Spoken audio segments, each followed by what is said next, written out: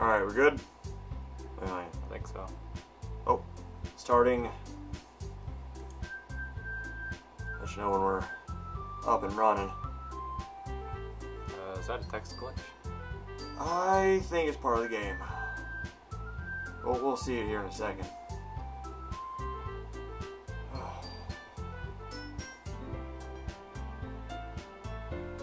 That doesn't look right. Well, you can get out and get back in. It's fine. Just to make sure.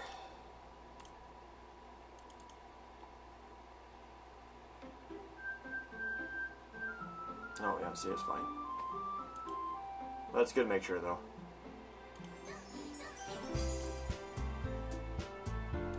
Yep. Alright, let's let it catch up to us then. Oh, I guess they can't see the cursor. It's fine.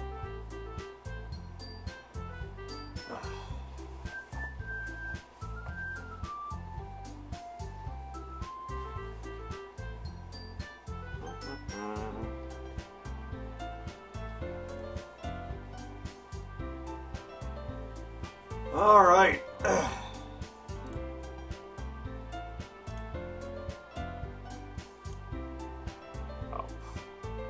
Yeah. Really not much of a difference there. But, okay, so we got it going again. Go ahead and there you go. Bother me though. It'll fix itself when you get in the game. Alright everybody, welcome back to the Lolligaggers streaming. This is the second installment of Doki Doki Literature Club. To catch you up, the main character is trying to impress either Yuri or Sayori. We're aiming for Yuri because she's a little more intense and she's really hot. We're not going for Natsuki because we're not pedophiles. That's clearly a child. Let's see here. And right now we're trying to make a poem to impress one of these three girls on the left side there. Alright, let's get going. Alrighty. So if you remember, Yuri likes the deep and interesting words. So after image, disoriented, unending. I think those will all work. Let's see. Here. Extreme? Yep, doing pretty well. Let's see. Defeat?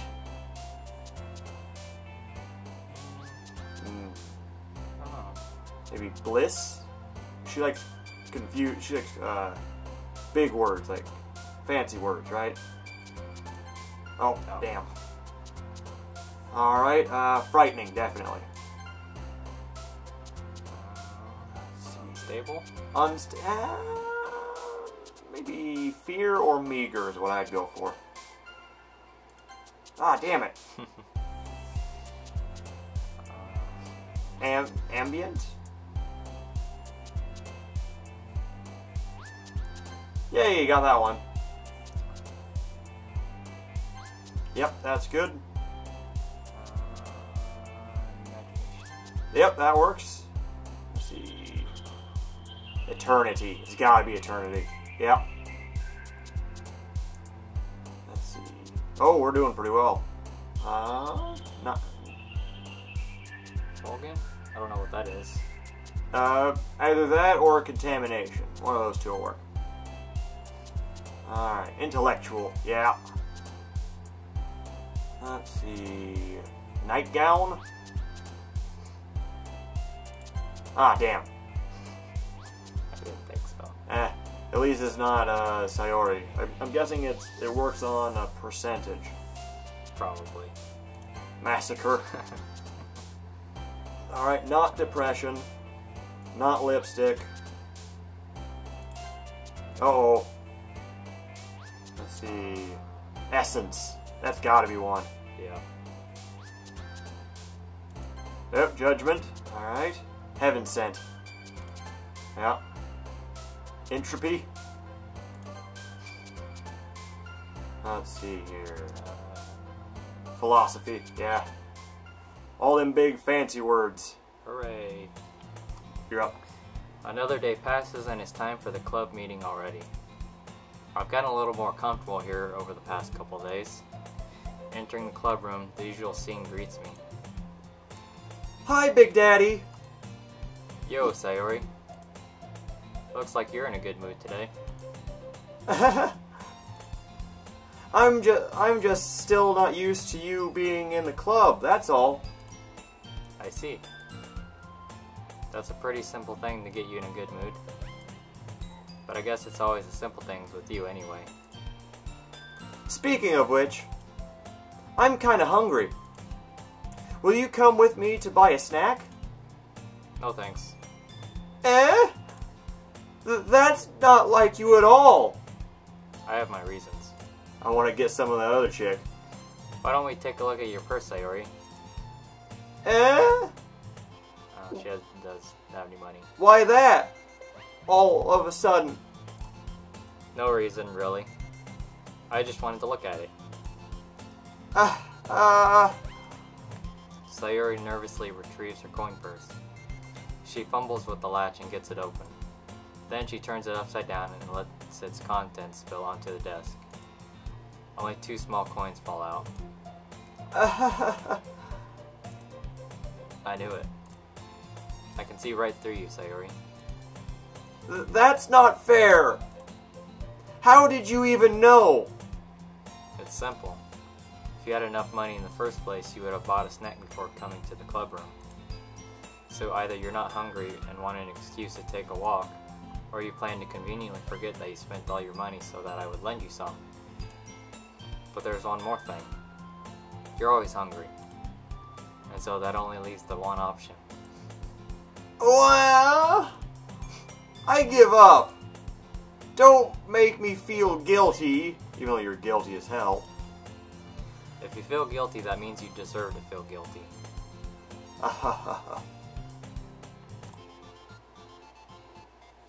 Yuri suddenly giggles. Eh? I didn't notice how she was listening in. Her face is in her book as always. I wasn't listening or anything. I was just something in my book. Yuri, tell Big Daddy to let me borrow some money. Don't get me involved like that, Sayori. Besides, you should only buy what you can responsibly afford.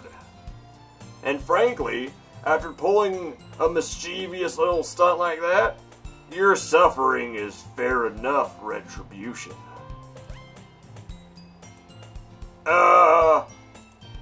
Did I just... I didn't mean that. I got too absorbed into my book. I really like when you speak your mind, Yuri. It doesn't happen much, but it's a fun side of you. There's no way you could think that.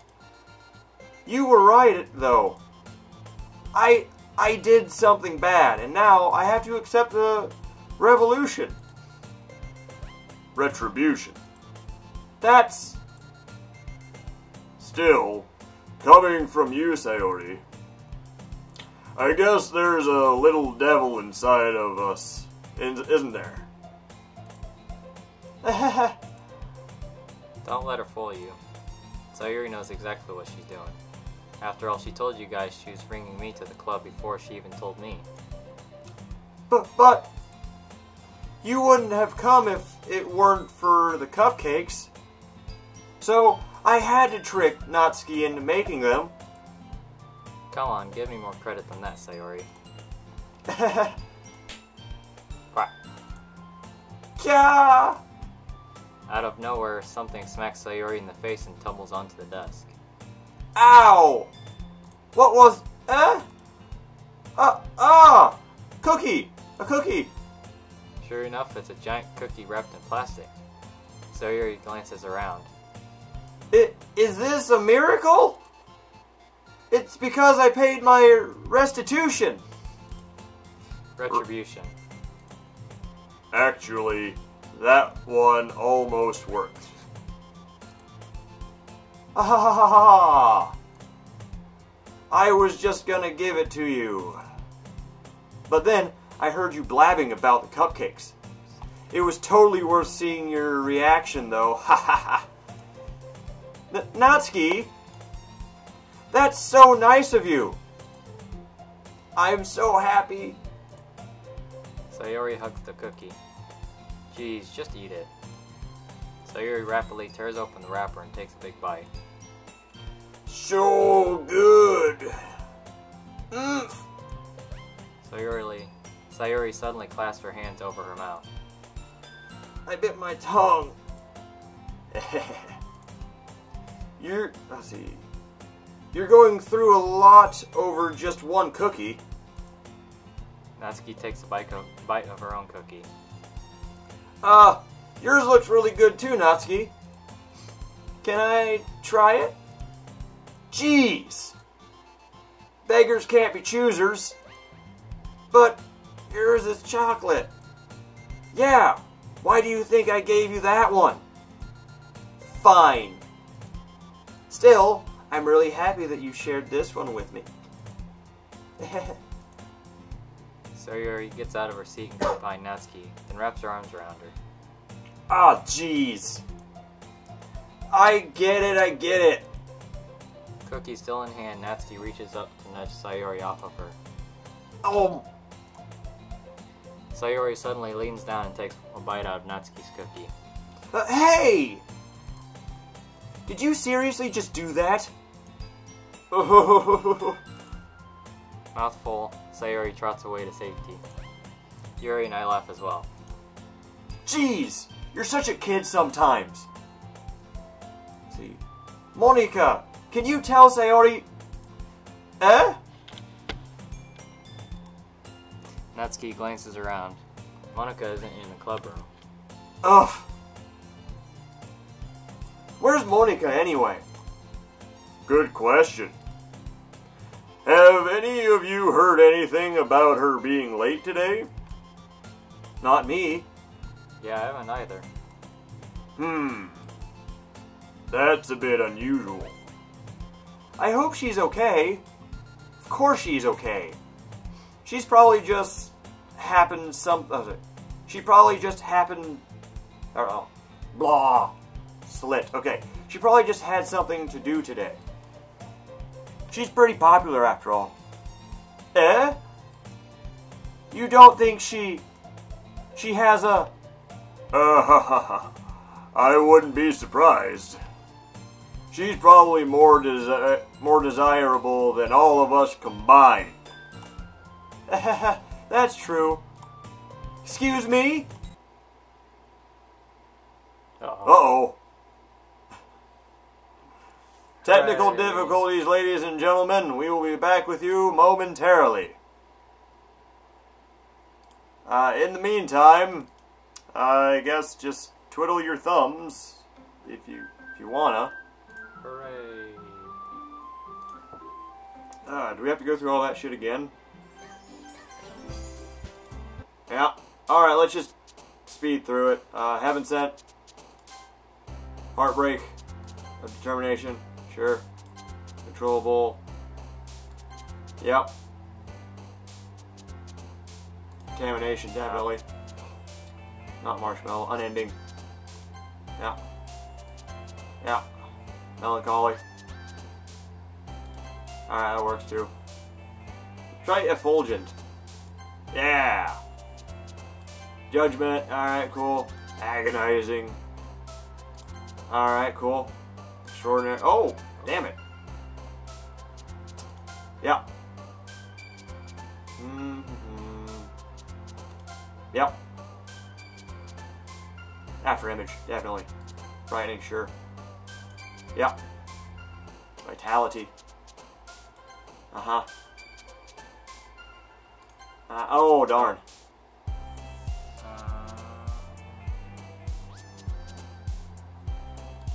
Okay. We did a lot better on that one. Sorry, ladies and gentlemen, we had to cover ground. Just wait. What are you doing? Oh yeah, that's a good idea. That's a good idea. Alright, just speed through this shit. This is what they sound like in Fast Forward, everybody.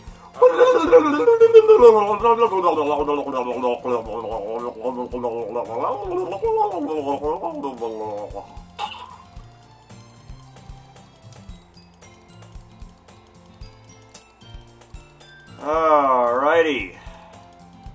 The benefits of a live show, everybody. Yep, there's the cookie bit. By the way, while we're doing this, if you're having a snack, have something with protein in it. Cookies, that's empty calories. You're not going to be full, not going to be satisfying, nothing. It's got to taste good. Yeah, you'll just be hungry again in like 20 minutes. Not even, like 15 seconds, honestly. And now she's running. That'll burn all those calories. Almost there. Good question. Okay. Not me. Yeah, I haven't. Bit unusual. I hope she's okay. Of course she's just something to do today. I'd say right here.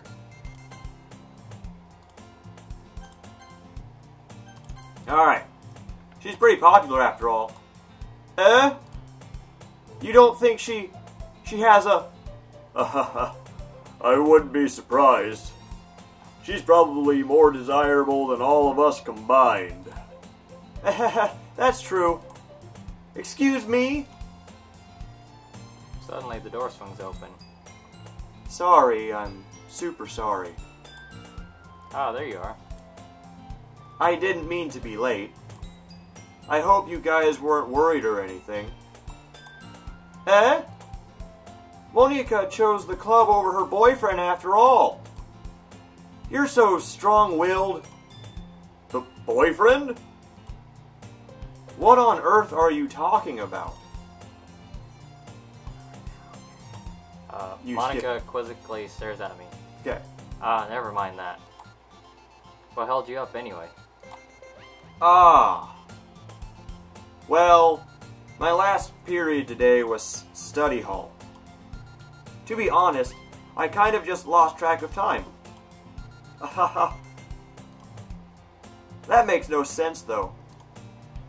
You would have to... Oh, see. You would have heard the bell ringing at least. I must not have heard it, since I was practicing piano. Piano? I wasn't aware you played music as well, Monica. Ah, I don't really. I kind of just started recently. I've always wanted to learn piano. That's so cool! You should play something for us, Monica. That's... Monica looks at me. Maybe once I get a little bit better, I will. Yay!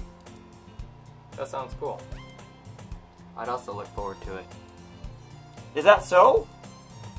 In that case, I won't let you down, Big Daddy. Monica smiles sweetly. Ah, I didn't mean any pressure or anything like that. Don't worry. I've been practicing a whole lot recently. And I'd really love the chance to share once I'm ready. I see. In that case, best of luck. Thanks. So, I didn't miss anything, did I? Not really. I choose to leave out Sayori's mischievous escapade. I'm sure Natsuki wound up complaining to her anyway. It looks like everyone has already settled down. Sayori somehow already finished her entire cookie. Yuri's back to her book and Natsuki disappeared into the closet. Hey Yuri. Ah. I suddenly noticed that Yuri is reading a different book from the one we've been reading together. Sorry, I didn't mean to interrupt. Ah, no. I was kind of just waiting for you. If that's the case, why don't we go ahead and get started? Yes, let's. Actually, I have a request. Do you mind if I make some tea first? Not at all. Thanks very much. If there's one thing that can make my reading time here any better, it's a nice cup of tea. Not to mention for yourself as well. Yuri stands up and makes her way to the closet. I follow and watch as she retrieves a small water pitcher from the shelf, the kind with the filter inside. Can you hold this for a second? Sure. Yuri hands me the water pitcher and also fetches an electric kettle. I'm going to plug this in at the teacher's desk, and then we'll get some water. She walks past me and sets the kettle down on the teacher's desk. I simply watch her movements.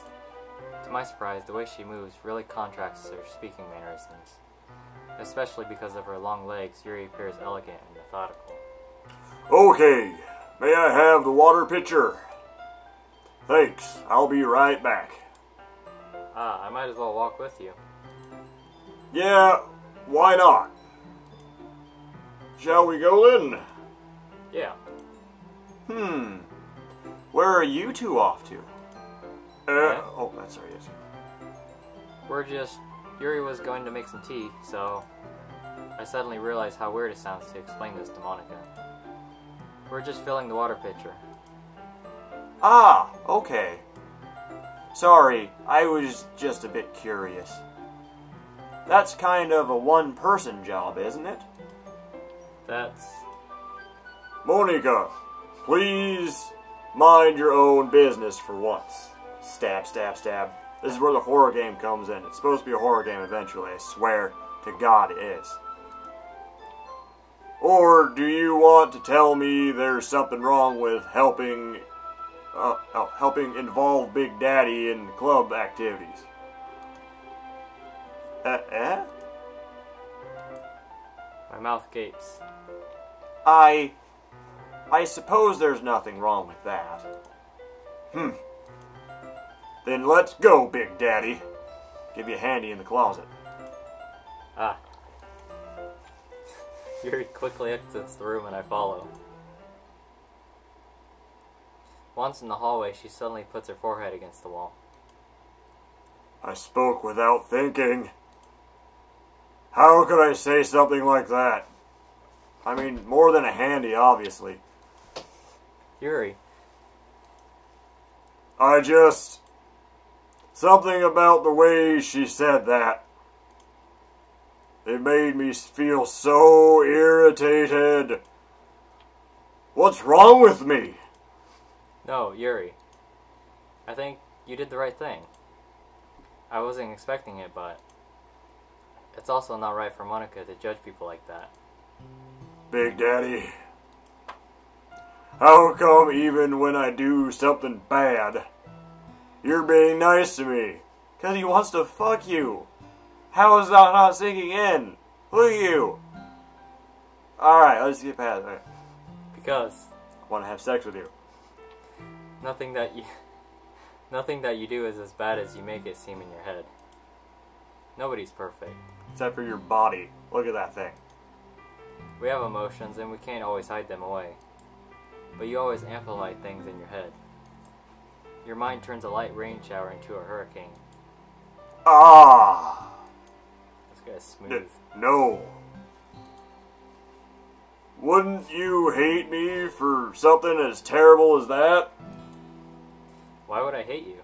This chick sounds like a handful in real life. Yeah. Anybody who's like this in real life, you run for the fucking hills. You say sorry and you leave, because they're always going to be the victim.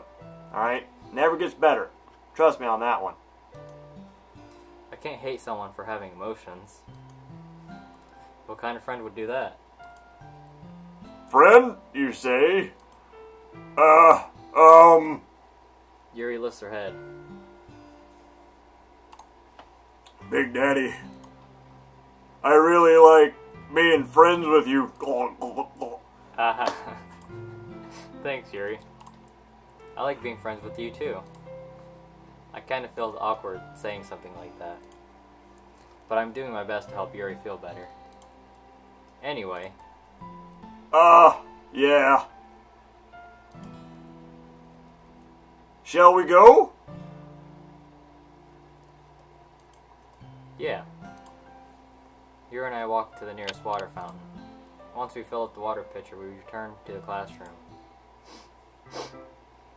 Big Daddy, do you like oolong tea? Ah, yeah. Anything is fine. As long as I get to touch your boobs. Very well. Yuri sets the temperature on the kettle to 200 degrees. Now it's time to get the teapot. She's got to announce everything she does right before she does it, just so you know. You really do this properly, don't you? Of course. I shouldn't do any less when I'm making tea for others. Even if I'm not an expert on tea or anything?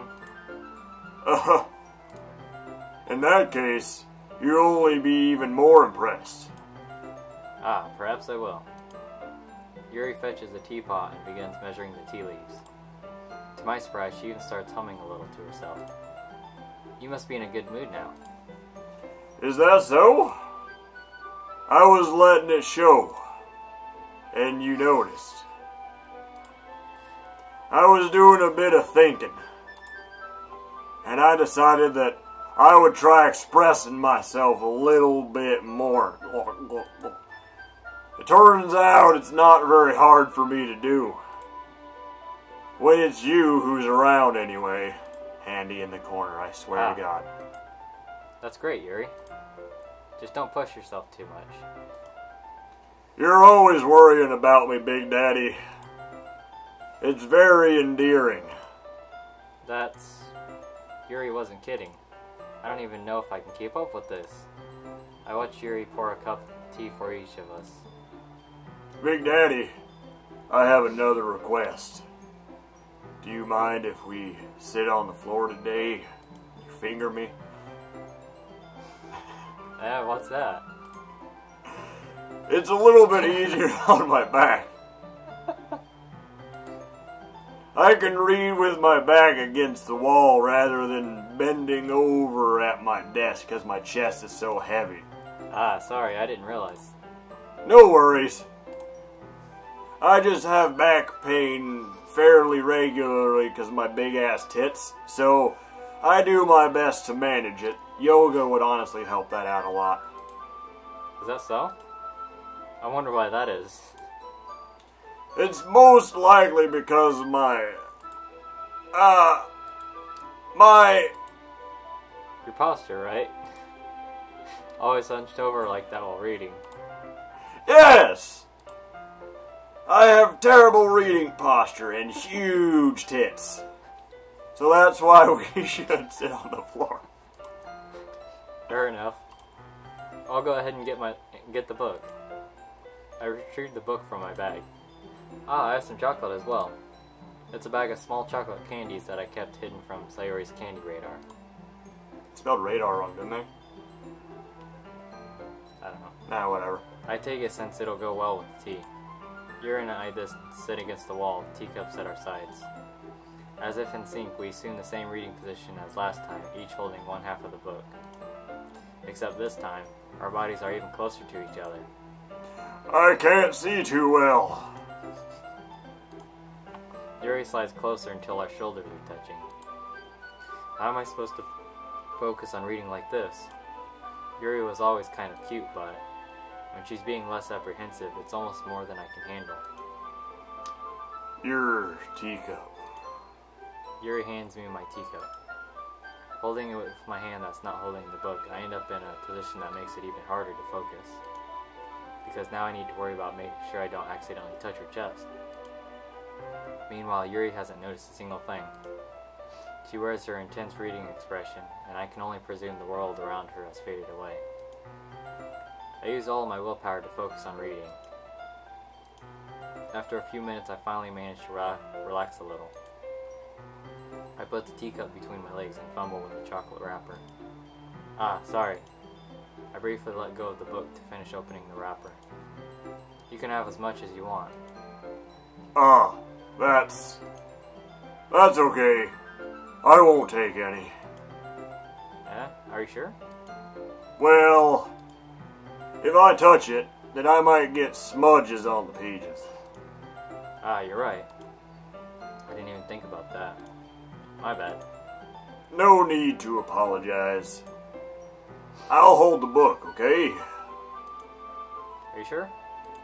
Of course. Yuri opens the book with both hands.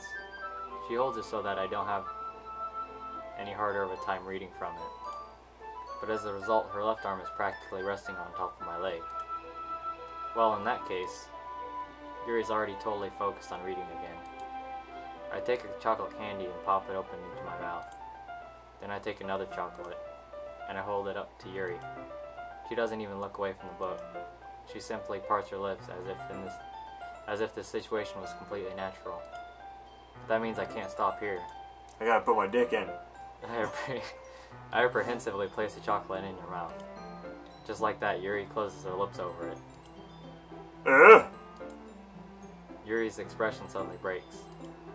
Did I just... Yuri looks at me like she needs to confirm what just happened. Big Daddy. Sorry. I guess I shouldn't have done that. That's... Well... You were just helping. That's something that friends do. Right? I mean... Not really in this kind of context, but... Yeah. That's all it was. Yeah. Then... You don't need to stop or anything. I see. The situation has gotten really tense. Yuri tries to return to the book, but I can tell just by her expression that even she can't focus now. If I whip my dick out, would it break the tension? My heart is pounding. I nervously take another chocolate between my fingers. But this time, Yuri's eyes meet mine. How did it even come to this? Yuri doesn't avert her gaze. I notice her chest rising and falling to the rhythm of her breath. I raise my arm. Like before, Yuri pursed her lips. Hang on 1 second. You guys better not be jerking it out there. I swear to God, this is gonna get real weird, real fast, and you're gonna feel embarrassed. I'm just looking out for you. I guess you can jerk it a little bit, but finish up before it gets weird, okay? But it's different this time. I take the chocolate and place it in her mouth. I feel her hot breath on my fingers. Okay, everyone. Ah! Yuri jolts back. It's time to share poems, cockblock. Big Daddy, you can help Yuri put away the tea stuff, right? Yeah, of course. Okay, thanks. And don't have sex in the closet over there. The spell is abruptly broken. I'll take care of the cups. Yeah. Yuri picks up the teacups from the floor. I pick up the bag of chocolates. In the end, we hastily clean up without so much as a word between us. I get the feeling this is something neither of us will have the courage to bring up. Alright, so whose poem are we gonna read? Sayori, our presumed girlfriend who doesn't give a shit. Natsuki, the child who we can't do anything with legally. Yuri, the gal who's basically having sex with us already. Or Monica. Okay, choice has been made. Let's see what you've written for today. Yuri stares at the poem with a surprised expression on her face. Do you like it? Big Daddy, this one might even be better than yesterday's. How did you even pick up on this so quickly? Just yesterday, I was telling you the kind of techniques worth practicing. Maybe that's why. You did a good job explaining.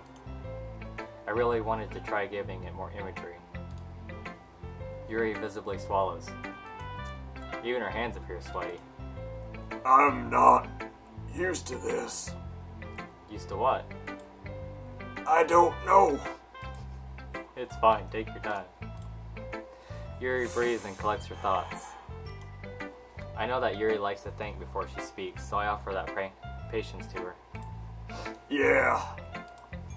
Just being appreciated like this, I guess. It probably sounds really stupid, but seeing someone motivated by my writing, it just makes me really happy. Are you saying you've never shared your writing before? Yuri nods. Really? I don't believe it. I really only write for myself. And besides, people would just laugh at me. Do you really think that? Again, Yuri nods. Huh. Even your close friends? Yuri doesn't respond to that. I wonder why. Anyway, do you want to share the poem you wrote today? Yeah, I do. If it's with you. The raccoon. It happened in the dead of night while I was slicing bread for a guilty snack. My attention was caught by the scattering of a raccoon outside my window. That was, I believe, the first time I noticed my strange tendencies as an ordinary, there you go, an ordinary human. I gave the raccoon a piece of bread. My subconscious, well aware of the consequences. Well aware that a raccoon that is fed will always come back for more. The enticing beauty of my cutting knife was the symptom. The bread, my hungry curiosity. The raccoon on... An urge. Oh, an urge. Okay, cool guy. That's a long one. Yeah, it is. You take the rest of this here. The moon increments its phase and reflects that much more light off of my cutting knife. The very same light that glistens in the eyes of my raccoon friend. I slice the bread, fresh and soft. The raccoon becomes excited. Or perhaps I'm merely projecting my own emotions onto the newly satisfied animal. The raccoon has taken to following me. You could say that we've gotten quite used to each other. The raccoon becomes hungry more and more frequently, so my bread is always handy. Every time I brandish my cutting knife, the raccoon shows me its excitement. A rush of blood, classic Pavlovian conditioning. I slice the bread and I feel myself again. So this chick's gonna start slicing some people up here before too long. They don't start talking about a knife and blood and all that shit without nothing. Huh. I was a little more daring with this one than yesterday's. I can see that. It's a lot more metaphorical. I don't know if it's my fault, but I can't begin to imagine what this poem is about. That's right. It's a bit closer to my preferred writing style, cut people up. Using the poem as a canvas to express vivid imagery and convey emotions through them. Yeah, if I take it at face value, then I can't even figure out what it's supposed to mean. Well, I think it's something that different people can relate to in their own way. I wanted to express the way it feels for me to indulge in my more unusual hobbies of killing people randomly on the street. It's those sorts of things I'm usually forced to keep to myself. So, I sometimes enjoy writing about them. Why do you keep them to yourself? Because they're embarrassing. And people would make fun of me. Don't you have anything like that, Big Daddy? Well, yeah, I guess I do. I feel like everyone has a little something like that. The best we can do is respect each other and our individualities. Even if it's difficult sometimes, some things make us uncomfortable. After all, if I hadn't learned to embrace my own weirdness, I would probably hate myself. I might be ranting a little bit now, but I'm glad that you're a good listener. You're good at a lot of things. Oh. Okay. Writing, listening. There really aren't many people like you, Big Daddy. Hand job. That's exaggerating a little bit. It's just how I feel. I never thought I would feel so comfortable sharing my writing. But now, I almost feel like I look forward to it. It's just a really nice feeling. And you're to thank for that. It's nothing, really. Yuri smiles sincerely at me. For just a moment, her timidness seems to disappear. Alright, so which of these ladies we don't care about are we going for next? Let's just go in order. Sayori. Oh! I like this one, Big Daddy. It has some nice feelings in it. Oh god. I'm glad. Does that mean it's better than yesterday's? Let me think. I don't know. I guess I like both of them. That's not very helpful, you know. Well, I'm not very good at figuring out if poems are good or bad.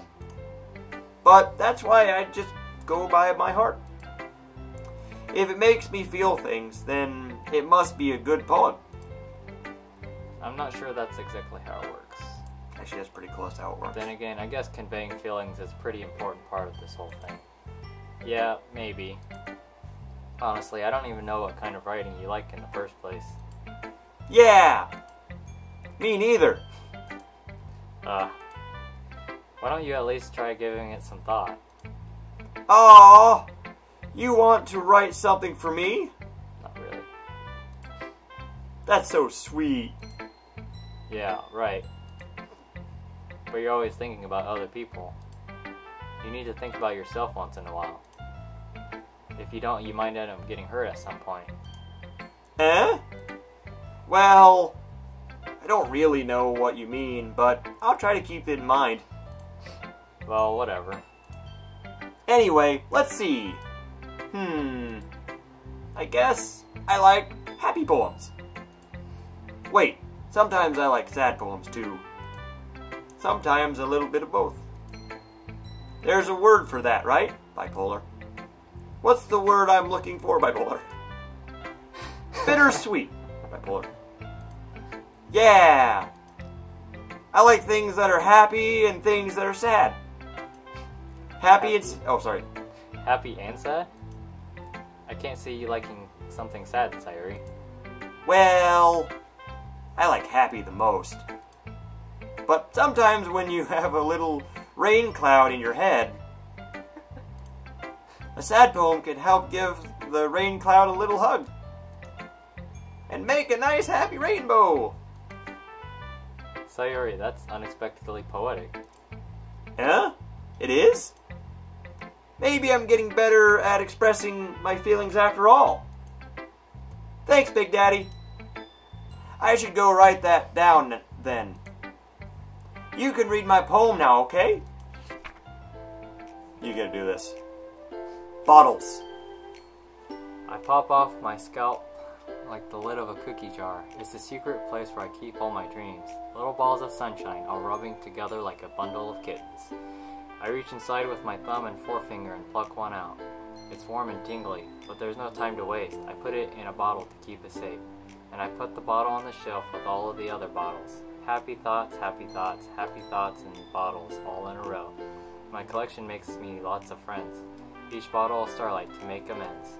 Sometimes my friend feels a certain way. Down comes a bottle to save the day. Night after night, more dreams. Friend after friend, more bottles. Deeper and deeper my fingers go. Like exploring a dark cave, discovering the secrets hiding in the nooks and crannies.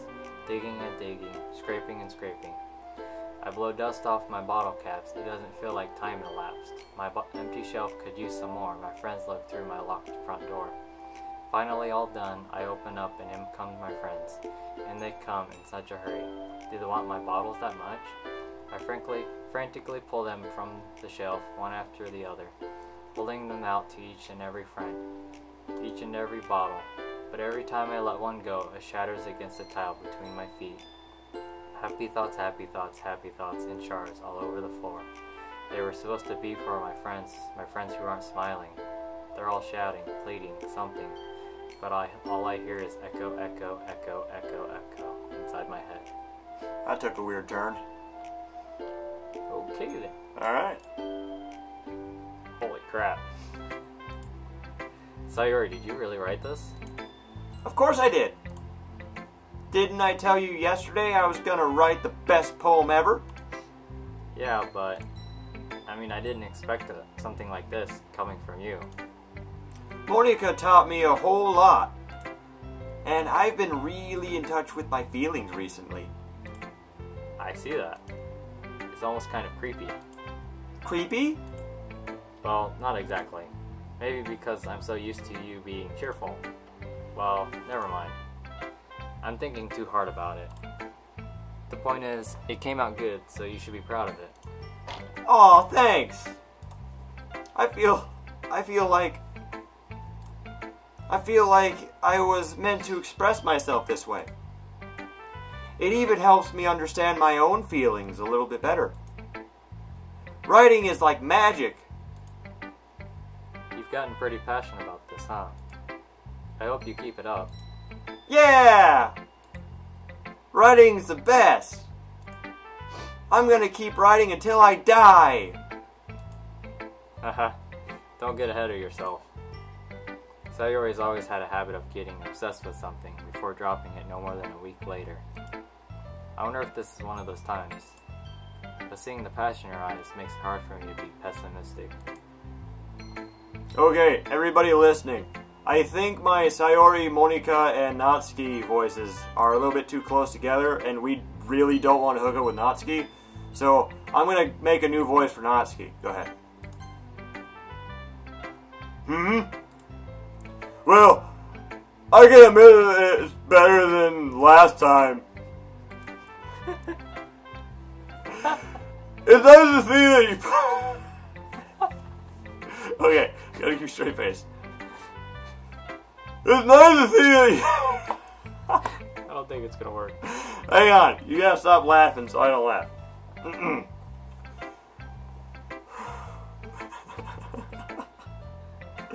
Hang on. It's nice to see you're putting in some effort. That's good. But I still don't like this at all. It's trying too hard to be serious.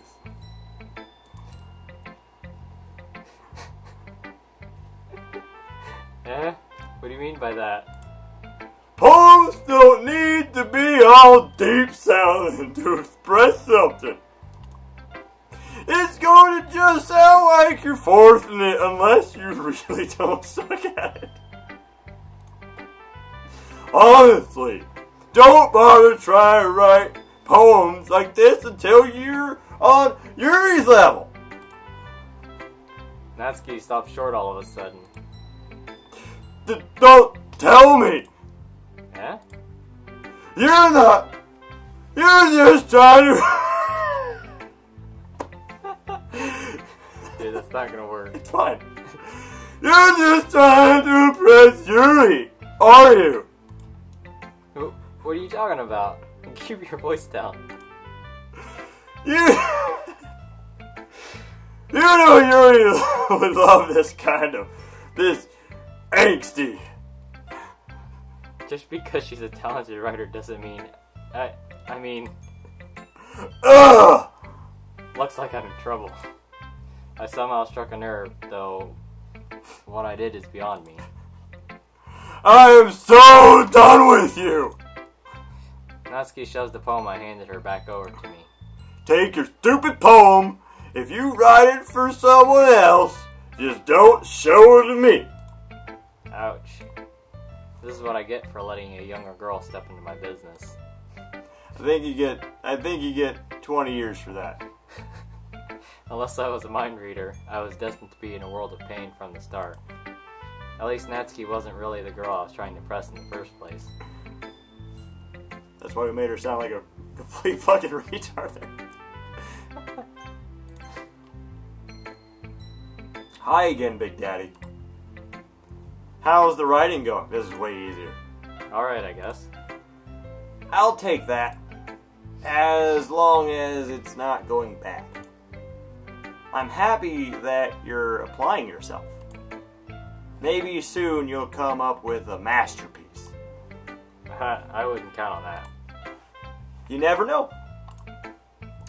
Want to share what you wrote for today? Sure, here you go. I give my poem to Monica. Alright. This one's good. It feels like you're not only getting more comfortable with your style, but the imagery is better than the last one, right? Or than the last one I read. Just wondering, but have you been finding inspiration in Yuri's writing style? I guess so. You can't deny that she's talented. Yeah, totally. I think her poems are the most romantic. Okay. That's the best way to describe it. She's like a totally different person when she picks up a pen. I noticed that too.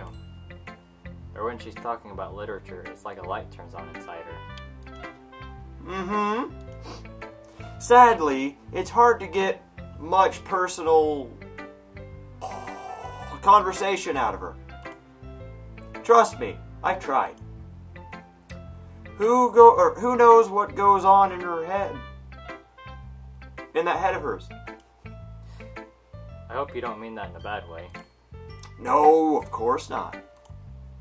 I just meant that I wish she didn't keep so much to herself. But still, defending her like that. You must be pretty into her. Yeah? You completely misunderstood. Calm down. I'm kidding. Besides, I'm pretty sure she's already got a boyfriend. Wait, really? Yeah, a fictional one anyway. Monica kind of whispers that last part to me. It's just a hunch, but... Well, there's not really anything wrong with that. Oh, well, I know. I was just saying. But anyway, you want to read my poem now. I like the way this one turned out, so I hope you do too. Alright, let's take a look. I'll do this one. Save me. The colors, they won't stop. Bright, beautiful colors. Flashing, expanding, piercing. Red, green, blue. An endless, cacophony of meaningless voices. Noise, sorry. The noise, it won't stop. Violent, grating waveforms. Squeaking, screeching, piercing. Sine. Is that sine? Yeah. Okay. Sine, cosine, tangent. Like playing a chalkboard on a turntable. There you go. Like playing a vinyl on a pizza crust. At an endless poem of meaningless. Load me. Huh? That sounds like she's a program. Nope, it doesn't do anything. It's even more abstract than your last one, huh? I guess it's the way I write. I'm sorry if you don't like it. No, I never said that. It's just the kind of thing I've never really seen before, I guess. I kind of like playing with my space on the paper. choosing where and how to space your words can totally change the mood of the poem. They're not wrong, actually. It's almost like magic. The way I wrote the lines really short makes it feel like they're trying to speak over the noise. I see. It's still hard for me to tell what it's about, though. Haha. Sometimes asking what a poem is about isn't the right question. A poem can be as abstract as a physical expression of a feeling, or a conversation with the reader. So, putting it that way, not every poem is about something. Anyway, here's Monica's writing tip of the day. Sometimes you'll find yourself facing a difficult decision. When that happens, don't forget to save your game. You never know when you might change your mind, or when something unexpected may happen. Wait, is this tip even about writing? What am I even talking about? That's my advice for today. Just becoming self-aware. I believe so. Thanks for listening. Okay, everyone. We're all done reading each other's poems, right? I have something extra planned today, so if everyone could come sit at the front of the room. Is this about the festival? Well, sort of. Oh, do we really have to do something for the festival? It's not like we can put together anything good in just a few days. Well, just end up embarrassing ourselves instead of getting any new members. That's a concern of mine as well. I don't really do well with last-minute preparations. Don't worry so much. We're going to keep it simple, okay? We won't need much more than a few decorations. Sayori has been working on posters, and I've designed some pamphlets we can give out during the event. Okay, that's great and all, but that doesn't tell us what we're actually going to be doing for the event. Ah, sorry. I thought you heard about it already. We're going to be performing. Performing? Monica? Yeah, we're going to be having a poetry performance. Each of us are going to choose a poem to recite during the event. But the cool part is, we're also going to let anyone else come up and recite poems too. Sayori's putting it on all the posters in case anyone wants to prepare ahead of time. Sorry, who's been coloring a poster holds it up for us to see. Are you kidding me, Monica? You didn't! You didn't already start putting these posters up, did you? Well, I did. Do you really think it's that bad of an idea? Well, no. It's not a bad idea. But I didn't sign up for this, you know? There's no way I'm going to be performing in front of a group of people like that. I agree with Natsuki. I could never, in my life, do something like that. Imagining it, Yuri shakes her head in fear. Guys! No, Sayori. I understand where they're coming from. Remember that Natsuki and Yuri have never shared their poems with anyone until just a couple days ago. It's a lot to ask for them to recite their poems out loud to a whole room full of people. I guess I kind of overlooked that. So, I'm sorry. But I still think we should give it our best. We're the only ones responsible for our fate, or for the fate of this club. If we start the event and each put on a good performance, then it will inspire others to do the same. And the more people who perform, the better we'll be able to show everyone what Literature Club is all about. Yeah! It's about expressing your feelings, being intimate with yourself, finding new horizons, and having fun. That's right. And it's those reasons that we're all in this club today. Don't you want to share that with others? To inspire them to find the same feelings that brought you here in the first place? I know you do. I know we all do.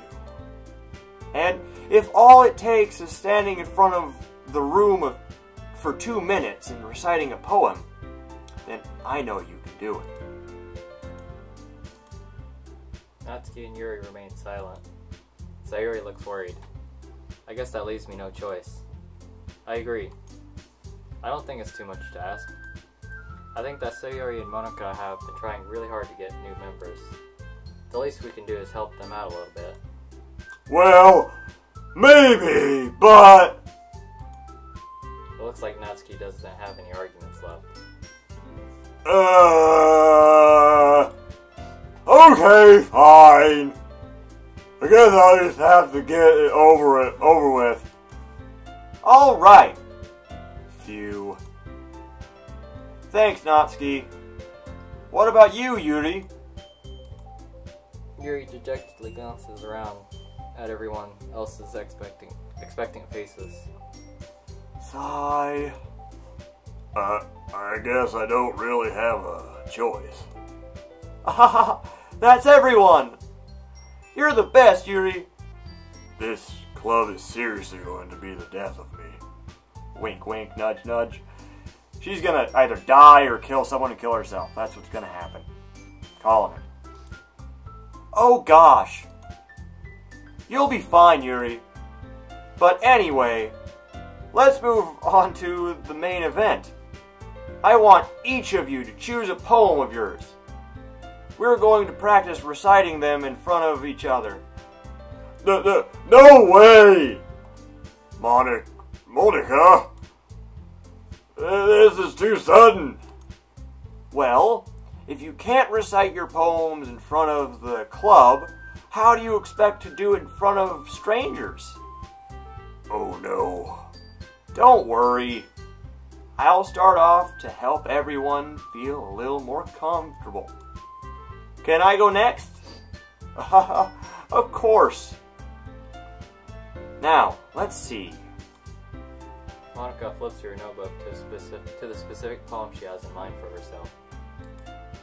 She then stands behind the podium. The title of this poem is The Way They Fly. Ahem. Monika begins reciting her poem. Her clear, confident voice fills the room. More than that, her inflection is pristine. She knows exactly how to apply emotion behind each line she recites, bringing the words to life. Is this something she's done before, or is she simply a natural? I glance around me. Everyone has their eyes on Monika. Sayori looks amazed. Yuri has an intense expression on her face that I don't understand. Finally, Monika finishes the recitation. The four of us applaud. Monika takes a breath and smiles. That was so good, Monika! Thank you very much. I was just hoping to set a good example. Are you ready to go next, Sayori? I'll go next. What? Yuri's fired up all of a sudden. Yuri clutches a sheet of paper between her hands and stands up. Keeping her head down, she walks quietly over to the podium. This poem is called... Yuri anxiously glances at each of us. You can do it. Oh, sorry. You can do it, Yuri. It's called after image of a crimson eye. Yuri's voice shakes as she starts reading the poem. Just a moment ago, she practically refused to do this. Why is she suddenly putting in so much effort? As Yuri gets past the first couple of lines, her voice changes. It's almost like what happens when Yuri gets absorbed into her books. Her quivering words transform into the sharp syllables of a fierce and confident woman. The poem is full of twists and turns in its structure that she enunciates with perfect timing. This must be a rare glimpse into the whirling fire Yuri keeps concealed inside her head. Suddenly, she's finished. Everyone is stunned. Yuri snaps back into reality and glances around her as if she's bewildered even herself. It's up to me to save this situation. I'm the first to start applauding. Everyone joins me afterward, and we give Yuri the recognition she deserves. It's not that we didn't want to applaud for her, but we were so caught off guard that we must have forgotten. As we applaud, Yuri holds the poem to her chest and rushes back to into her seat. Yuri, that was really good. Thank you for sharing. Oop. Looks like Yuri is down for the count. Okay! I guess I'm next then. Sayuri hops out of her chair and cheerfully walks to the podium. This one's called My... Let's see... Meadow... I can read just fine, just not out loud. Holy shit. This one's called My Meadow, everybody. My Meadow. Meadow. Alright. Not everybody's used to reading out loud. Yeah, but I'm a fucking teacher. I honestly do this for a living. Sorry, I giggled. Sayuri. It's a lot harder than I thought. This chick is gonna be the murderer, I swear. She's gonna just cut everyone up and smile while she's doing it. How did you guys do it so easily? Try not to think of it like you're reciting to other people. Imagine you're reciting it to yourself, like in front of a mirror or in your own head. It's your poem, so it'll come out the best way. The best that way. I see. Okay then. Sayuri begins her poem. Somehow it feels like her soft voice was made as a perfect match. The poem isn't aimlessly cheery like Sayuri is. It's serene and bittersweet. If I were to read this on paper, I probably wouldn't think much of it. But hearing it come from Sayuri's voice almost gives it a whole new meaning. Maybe this is what Sayuri meant when she said she likes my poems. It's like I get to reach more deeply into someone I thought I knew through and through. Maybe I'd rather plow this one instead. That's what he's thinking. Sayuri finishes and we applaud. I did it! Good job, Sayuri. Even Big Daddy liked it. I guess that's a good sign. What does that even mean? It came out nicely, Sayori. The atmosphere of the poem fits you really nicely. But it might be that other poems wouldn't work quite as well with that kind of delivery. I don't really understand.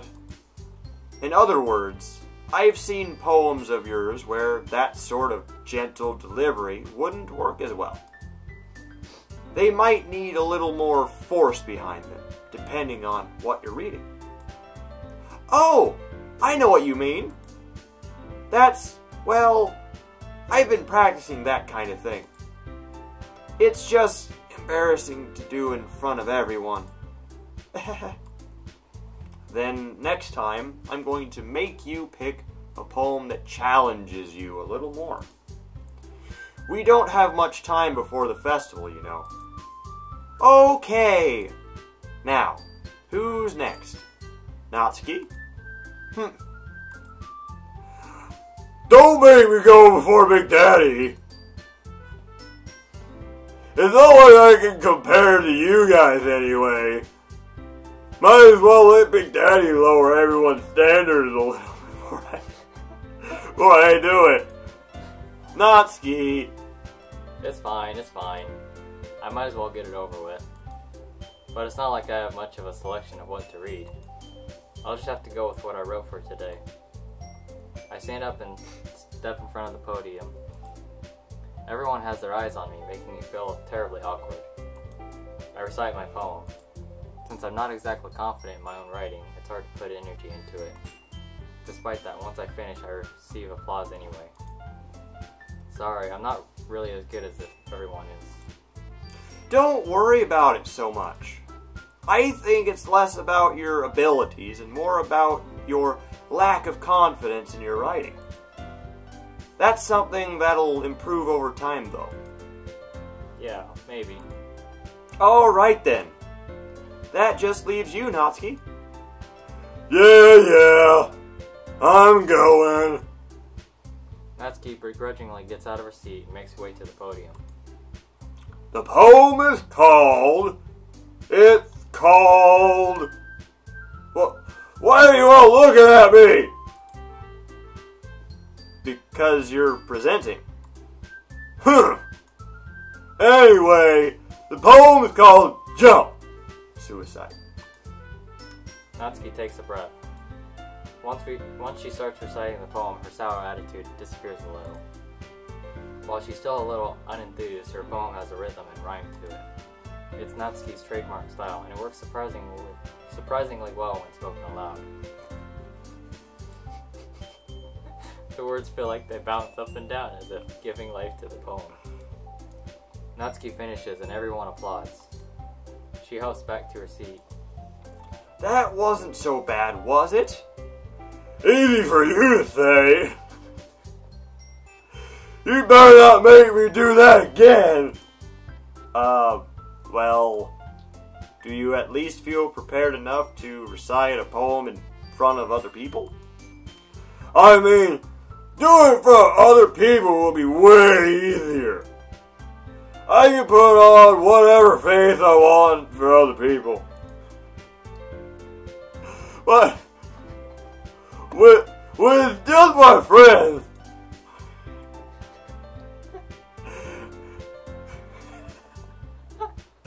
it's just embarrassing. That's a surprise, Natsuki. I think it would be the other way around for me. Well, that's just how it is, so... Well, I guess in that case, you won't have much to worry about for the festival. That said, I want to thank everyone for coming through. It might be hard, but I hope you all have an idea of what it's like now. Make sure you pick a poem and get enough practice before the festival, okay? I'll make pamphlets, so let me know ahead of time what you'll be reciting. Jeez. I should probably find some other poem to recite instead. That's fine too. It doesn't have to be your own. I'm already pleasantly surprised that you're putting in all this effort for the club. It makes me really happy. Yeah, no problem. Okay, everyone. I think that's about it for today. I know the festival's coming up, but let's try to write poems for tomorrow as well. It's been working out really nicely so far, so I'd like to continue that. As for the festival, we'll finish planning tomorrow, and then we'll have the weekend to prepare. Monday's the big day. I can't wait! I can do this. I can do this. Alright. I stand up. There's no way I'll be able to find the same enthusiasm as Sayuri and Monica, but I'll do my best to get through it. If it's for the sake of the club, and impressing Monica, then I'll have to do my best. Ready to go, Sayuri? Yep. Look at you two. Always going home together like that. It's kind of adorable, isn't it? Jeez, guys. Don't make such a big deal out of it. It must be a little nice, though. Well, how am I supposed to respond to that? It's okay. Big Daddy, you don't have to say it. Whatever, let's go already. I walk home with Sayori once more. Even though it's only been a few days, a lot of things have already changed. But today, Sayori is being a little quieter than usual on the way home. Hey, Sayori. Sorry, I was spacing out. No wonder. I was thinking about something from earlier.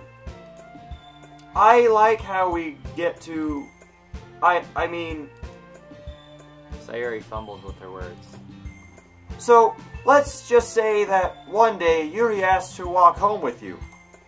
Huh? What would you do? What kind of question is that? You're kind of putting me on the spot here.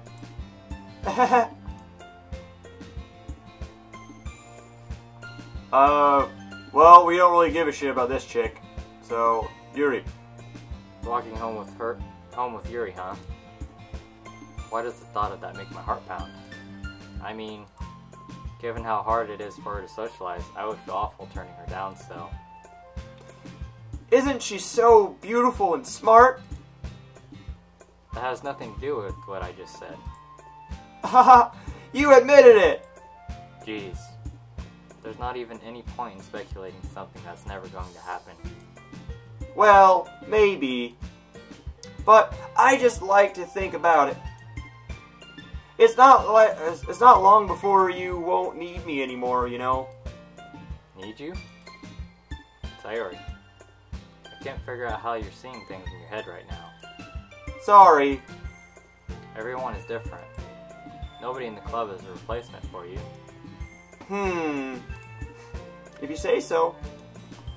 The conversation trails off and I'm left feeling awkward. But it was kind of her fault for trapping me with such a weird question.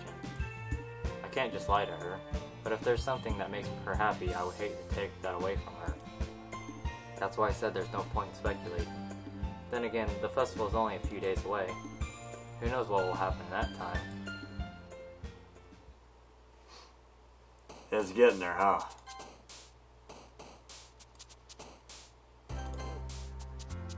Alright, so we're still going for Yuri. See, misfortune is definitely one of them. Oh, fuck! Already gone. Oh, shit. Nah, you're fine. Effulgent, yeah. Yep, that's it. Philosophy, yep. See, we're right back into it. Yeah. Let's see here. Ambient, yep. Not unstable. Yeah, you got it.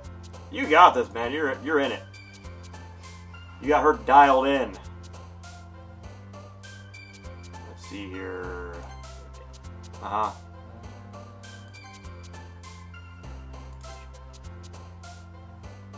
Massacre, definitely. Frightening, yep. Nah, maybe unrequited. Oh, no. Darn. Heaven sent, we know that one. Yep. Melancholy. Wait, yeah, okay. That one was like right on the edge. Hey, there you go. Did pretty well. The only one where you messed up was me. Okay. Oh, man. I mean, the last one here again. Don't worry, I just walked in too. Were you practicing piano again? Yeah. You must have a lot of determination. Starting this club and now picking up piano. Well, maybe not determination, but I guess passion. Remember that the club wouldn't be here if it wasn't for all of you. And I'm super happy that you're all willing to help out for the festival too. Aw, I couldn't wait for the festival. It's gonna be great. Eh? Weren't you complaining about it just yesterday, Natsuki? Well, yeah. I'm not talking about our part of the festival, but it's a whole day of school where we get to play and eat all kinds of delicious food. Yeah, it sounds a bit like Sayori all of a sudden. Or, you sound a bit like Sayori all of a sudden. Rubbing off on you, Mike. Monica, do they usually have fried squid? Squid? That's a pretty specific thing to look forward to. Oh, come on! Are you saying you don't like squid? You, of all people! Huh? I didn't say I don't like it. Besides, what do you mean by you of all people? Because it's right in your name! Monica? Ika is squid. Everybody, the joke is Ika. Ika means squid in Japanese. Eh? That's not how you say my name at all. Also, that joke makes no sense in translation. Ah, never mind. She's self-aware. She realizes it's in English, not Japanese. She's gonna be the Terminator. She's gonna kill everybody, and us. She's Skynet. She is Skynet. Everybody, she's Skynet. Burn your shit already. Anyway, let's just focus on our own event for now, okay? Fine. Your reactions aren't as fun as Yuri's are, or Sayori's anyway. Excuse me. Where is Sayori anyway? Killed herself. Oh, there you are. Sayori is sitting at a desk in the corner of the room, looking down at nothing. I walk over to her. Hey, Sayori. I wave my hand in front of her face. Eh? You're spacing out again. Sorry. Don't mind me. You can go talk to anyone else. Huh. Is everything alright? Of course. Why wouldn't it be? It just feels like you're a little off. Sorry for assuming things. Jeez, you worry too much about me. I'm fine, see? Sayori shows me a big smile. Don't worry. Don't let me distract you from having fun with everyone. Well, alright. If you say so. I wordly glance at Sayori before turning back toward everyone else. But the conversation has already dispersed with everyone back at their usual activities. Maybe I should ask Monica if she's noticed anything about Sayori recently. Since they've been preparing for the festival, they must be spending a lot of time together. I timidly approach Monica, who's shuffling through some papers at her desk.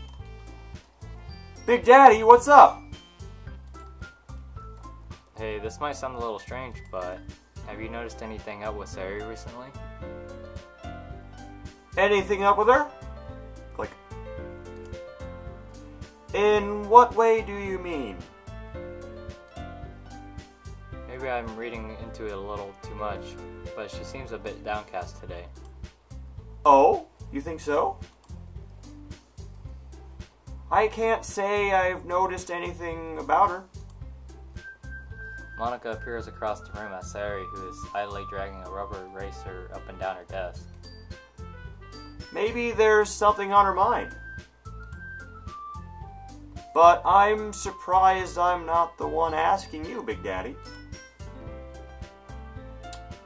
Let's see, you certainly know her a lot better than I do. Yeah, but she's never really liked this. She's always talked to me about things that bothered her. But this time when I asked her, she was really dismissive. Sorry, I know it's not your problem. I just wanted to ask if you knew anything, so I'll drop it now. No. It's important to me too. I mean, I'm also friends with her. And I also care about the well-being of my club members, you know? Maybe I'll try talking with her. Are you sure about that? She seemed like she wanted to be left alone. Are you sure? maybe she just has a hard time bringing it up with the person of interest. Person of interest? What do you mean by that? I'm saying that maybe the thing on her mind is you, Big Daddy. Me? How on earth would you come to that conclusion? Well, I probably shouldn't say too much, but Sayori talks about you more than anything else, you know? Eh? She's been much happier ever since you've joined the club. It's like an extra light was turned on inside her. What? No way. Sayori is always like that. She's always been full of sunshine. It's not any different now than it's always been. You're so funny, Big Daddy. Have you thought that maybe you've always seen her as so cheerful because that's how she is when she's around you, dumbass? Ah! I said too much. I'm sorry. What do I know anyway? I didn't mean to jump to conclusions, so you should just forget about what I said. I'll try to talk to her, so try not to think about it for now. Ah. Alright. Monica smiles meaningfully. I know she said to forget about it, but I already know that I won't be able to get her words out of my head. Monica stands up from her desk and walks across the room to where Sayori is sitting. I watch her kneel down next to Sayori and gently talk to her, but she's keeping her voice so quiet that I can't hear her from here. I sigh and sit myself down. I know Sayori told me not to worry about her and to have fun with everyone else, but that's impossible to do when she's behaving like this. Exactly how much do I care about her that I'm letting this weigh on me down so much? Now it feels like I'm the one behaving out of the ordinary, but there's nothing I can do besides wait for Monica. Why does it feel like I'm being watched? I glance around the room. Suddenly I notice Yuri peering at me from over her book, but she looks away just as quickly with a flustered look on her face. I realize that she won't get anywhere like this. I've never really seen Yuri approach anyone or start a conversation on her own, so I have no choice but to approach her myself. By now, it's a little easier for me to do that. I stand up from my desk and sit in one next to her own. I don't mean to bother you or anything. Relax, you didn't even do anything. But I could tell that you wanted to be alone with your thoughts. Alone with my thoughts? How were you even able to tell that I was thinking like that? Well, it's something that I do a lot. So, it wasn't hard for me to spot based on your posture and expression. Not that I was staring or anything. I didn't do anything creepy like that. In any case, I guess you're right. You were right. I'm sorry if I caused you any concern. Don't apologize. Your troubles are only the concern of those who willingly share in that concern. Of course, there are certainly those who find the most comfort in keeping to themselves. But if you would prefer to share what's on your mind, then I would be glad to listen. It's really not that big of a deal. I was just feeling a bit uneasy about Sayori. Sayori? Yeah, she seems a little off today, but when I asked her about it, she didn't want to admit it to me. So I can't help but wonder if something happened to her. Oh? That's quite romantic. Yeah? Sorry. I didn't mean to say something stupid. It's not that, I just didn't want you to misunderstand. Sayori and I have just been friends for a long time, that's all. Ah, I see. Then perhaps it is unusual for her to be dismissive to you about her feelings. Or maybe I'm just reading into it a little too much. Big Daddy, world is full of meaning, often hidden deep beneath the plain sight. And there are many untold mysteries behind every person, no matter how well you may know them. Ah, so you think that there might be something behind it after all? I think that Sayori is a very complex person. Her mannerisms on the outside don't always match what may be going on in her head. And she may not always know what she wants. I noticed her strange behavior today, too. And I also feel some concern for her. But in your case, it looked like she was fully occupied in your thoughts, wasn't she? Well, I guess that was the case. Sayori, she really means a lot to you, doesn't she? I guess. But you don't need to put it that way. We're just good friends, that's all. So the handies are okay.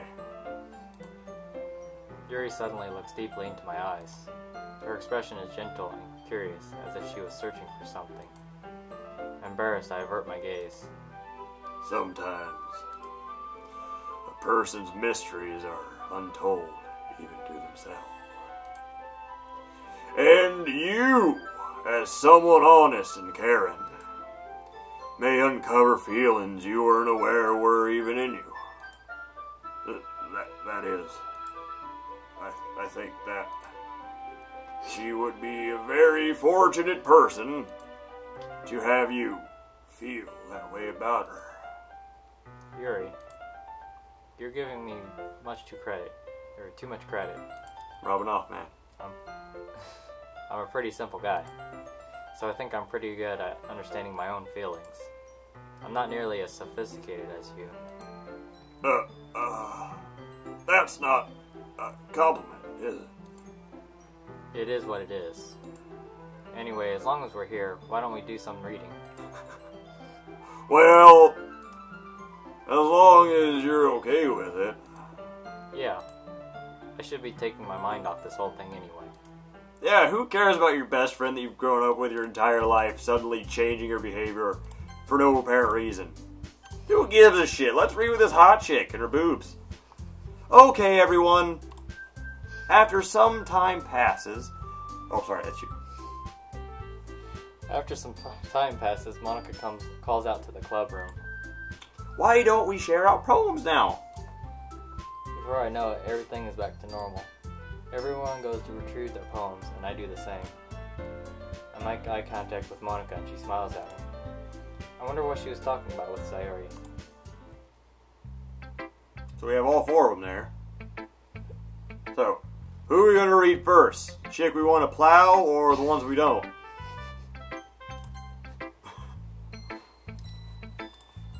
Big Daddy, your writing has only improved in these last few days.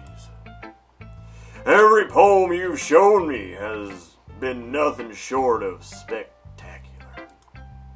I can really feel the emotions. I'm a little envious, even. I don't think it ever came to me this naturally. Yuri, that's the wrong way to put it. This never did come to me naturally. But I've been able to improve so much thanks to you. You're really the example I was chasing after. Is that so?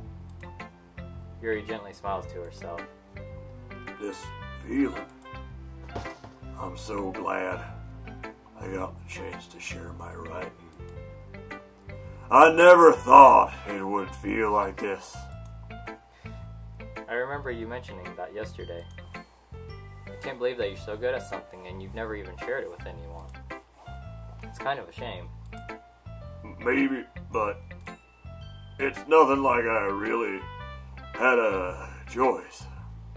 What do you mean? Well... Yuri smiles sadly. Big Daddy, during lunchtime, I eat by myself. Did you know that? It's a great time to find a quiet spot and do some reading. In fact, I always have some books with me. You could say I really enjoy reading. Well, that's one way to put it, anyway.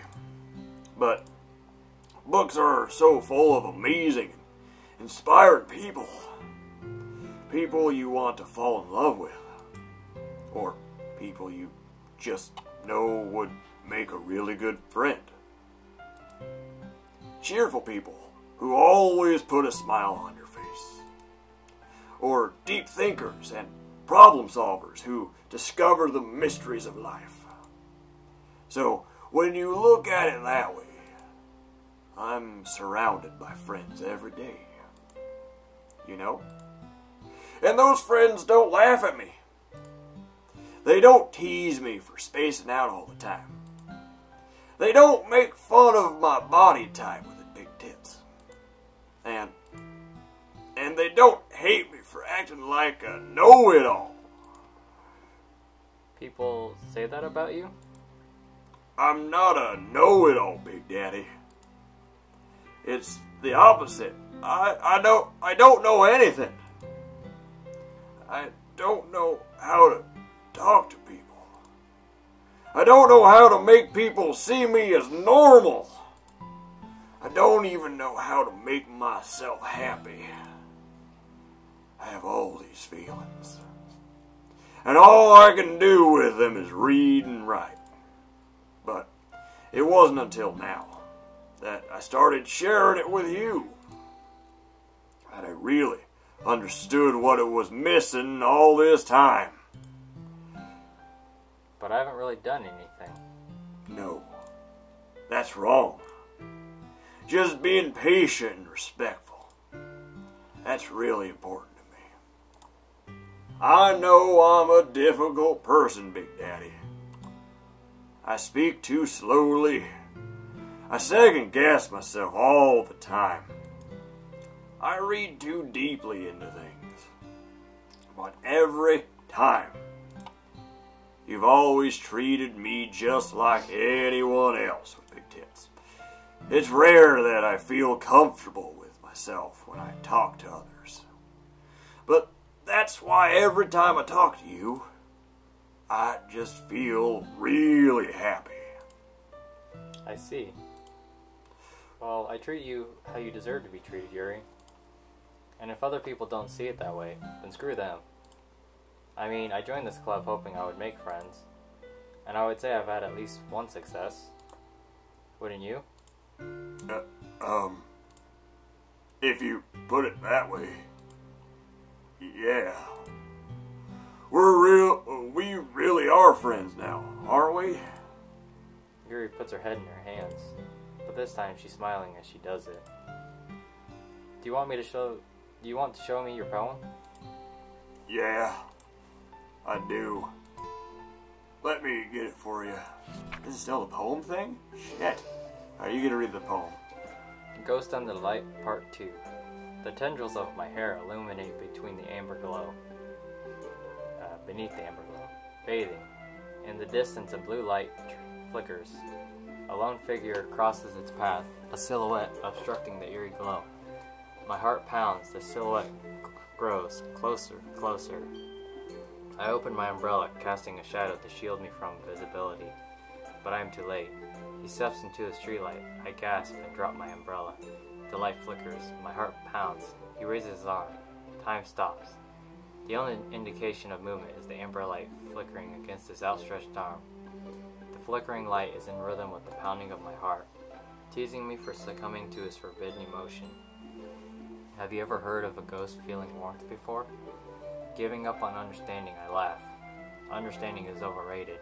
I touch his hand. The flickering stops. Ghosts are blue-green. My heart is amber. Finishing the poem, I start to hand it back to Yuri. But instead of taking it from me, she looks away. Do you dislike it? No, of course not. I just don't really know how I should respond. Despite Yuri's poem's usually being cryptic, it wasn't hard to figure out what this one was about.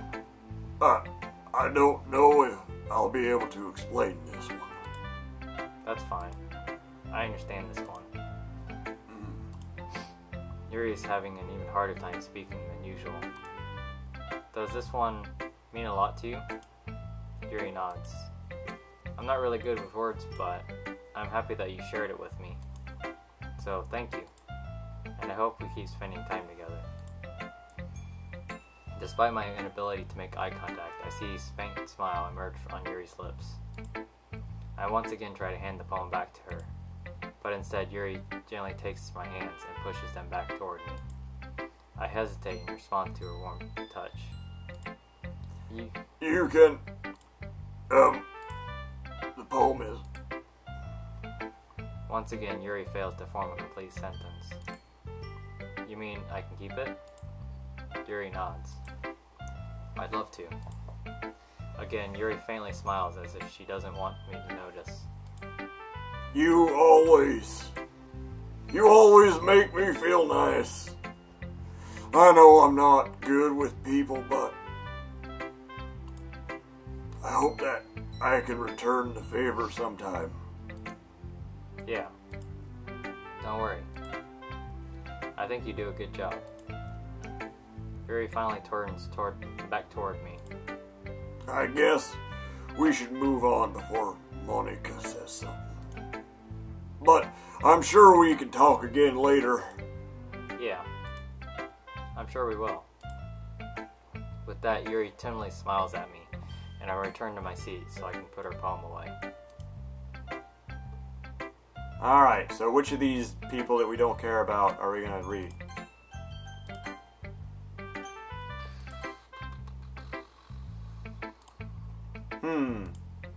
It's nice, I guess. Come on, I can already tell you don't like it. Well, you don't need to worry about that, I think. After all, you wrote this for someone else, didn't you? Probably Yuri. I didn't write this for anyone specifically. Maybe. That's not really what I meant, though. But it's okay. You're making new friends, just like I was hoping. That makes me really happy. And you're happy too, right? In this club? Well, of course I am. Good. That's all that matters to me. Thank you, Big Daddy. Sayori, is there something wrong? Huh? No, nothing. I'm just a little tired today. Alright. Just tell me if you need anything. I will. Don't worry about me, okay? You can go play with everyone else now. If you insist. Yay! I'm gonna go home a little bit early today. Sayori?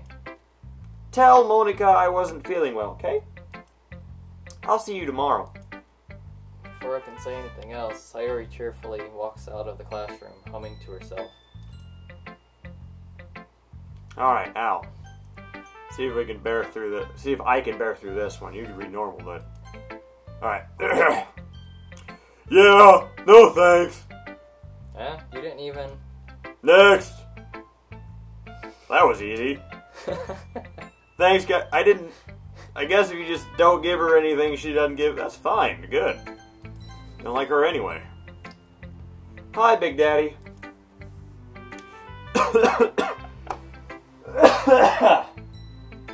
She got a cold.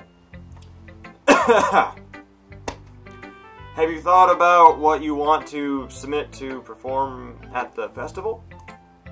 Well, being in this club is one thing. Performing in front of a bunch of people, I'll have to give it some more thought. Okay, no pressure. But whatever you do, I'm sure it'll turn out great. It would also make me happy to see. Anyway, let's take a look at today's poem. Sure. I let Monica take the poem I'm holding in my hands. Your style's gotten so refined, Big Daddy. Yuri's been teaching you a lot of things, hasn't she? Well, I guess so. Yeah, I've been noticing how much time you spend with her. Wink, wink, nudge, nudge. I think I've heard her say more words these past couple days than she's talked in the whole year. By the way, this has only been like 2 or 3 days this whole story's happened. Not sure how you did it, but that's pretty impressive. Well, she just needs some patience and a way to talk about all the things in her head, I guess. I'm still getting the hang of it myself. You're certainly putting in a lot of effort. You must really like her. Wink, wink. Eh? That's... It's awfully suspicious, you know. Spending time with her in the classroom every day. Reading that edgy novel with her.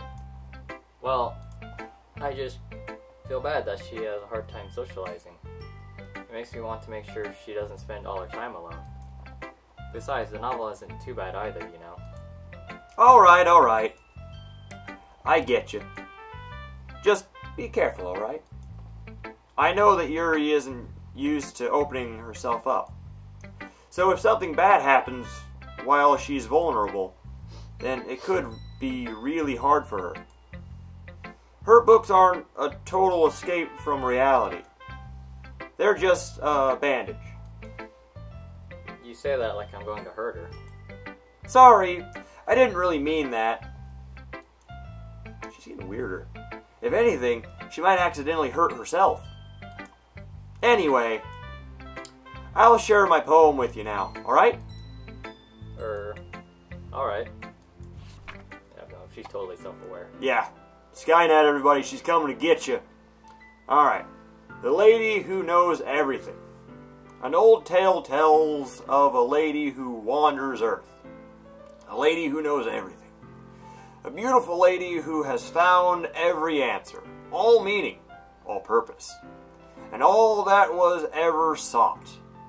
And here I am, a feather, lost adrift the sky, victim to the current of the wind.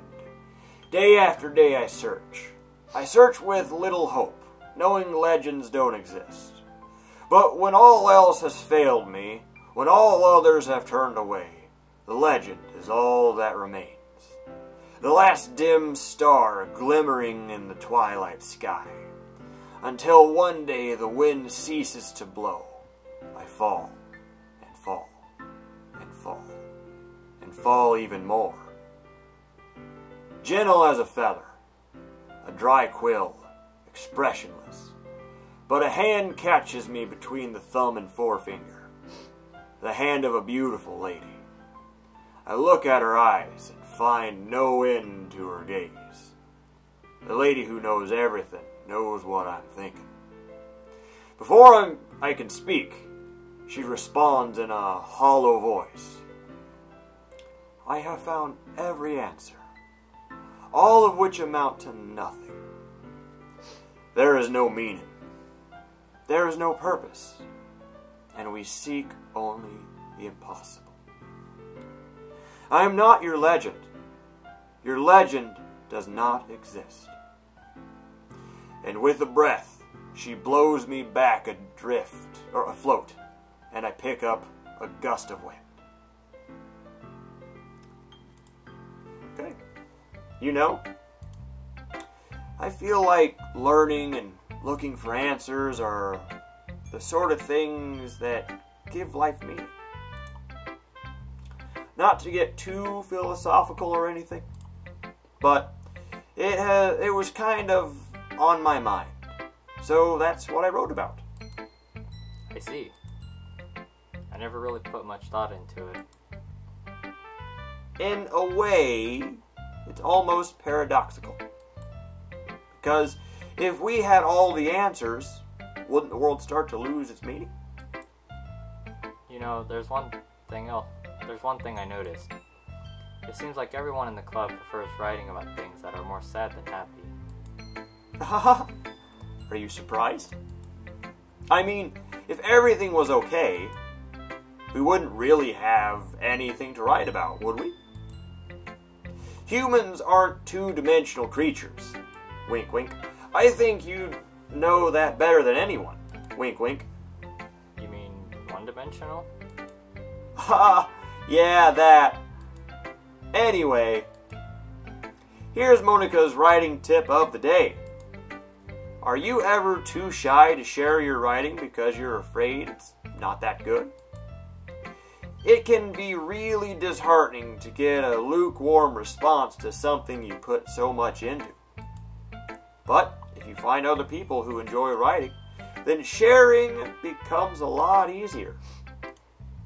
Because instead of just telling you that your writing is good or okay or bad, they'll want to focus more on everything that went into it and the things you can work on.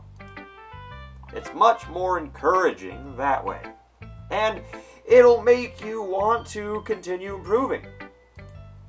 It's almost like having your own little literature club, don't you think? Thanks.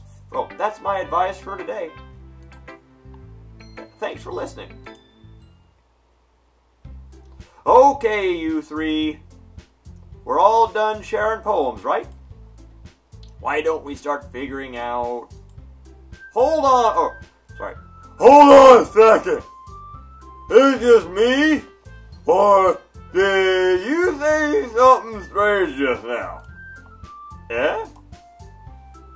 Something did sound a bit unusual. That's right.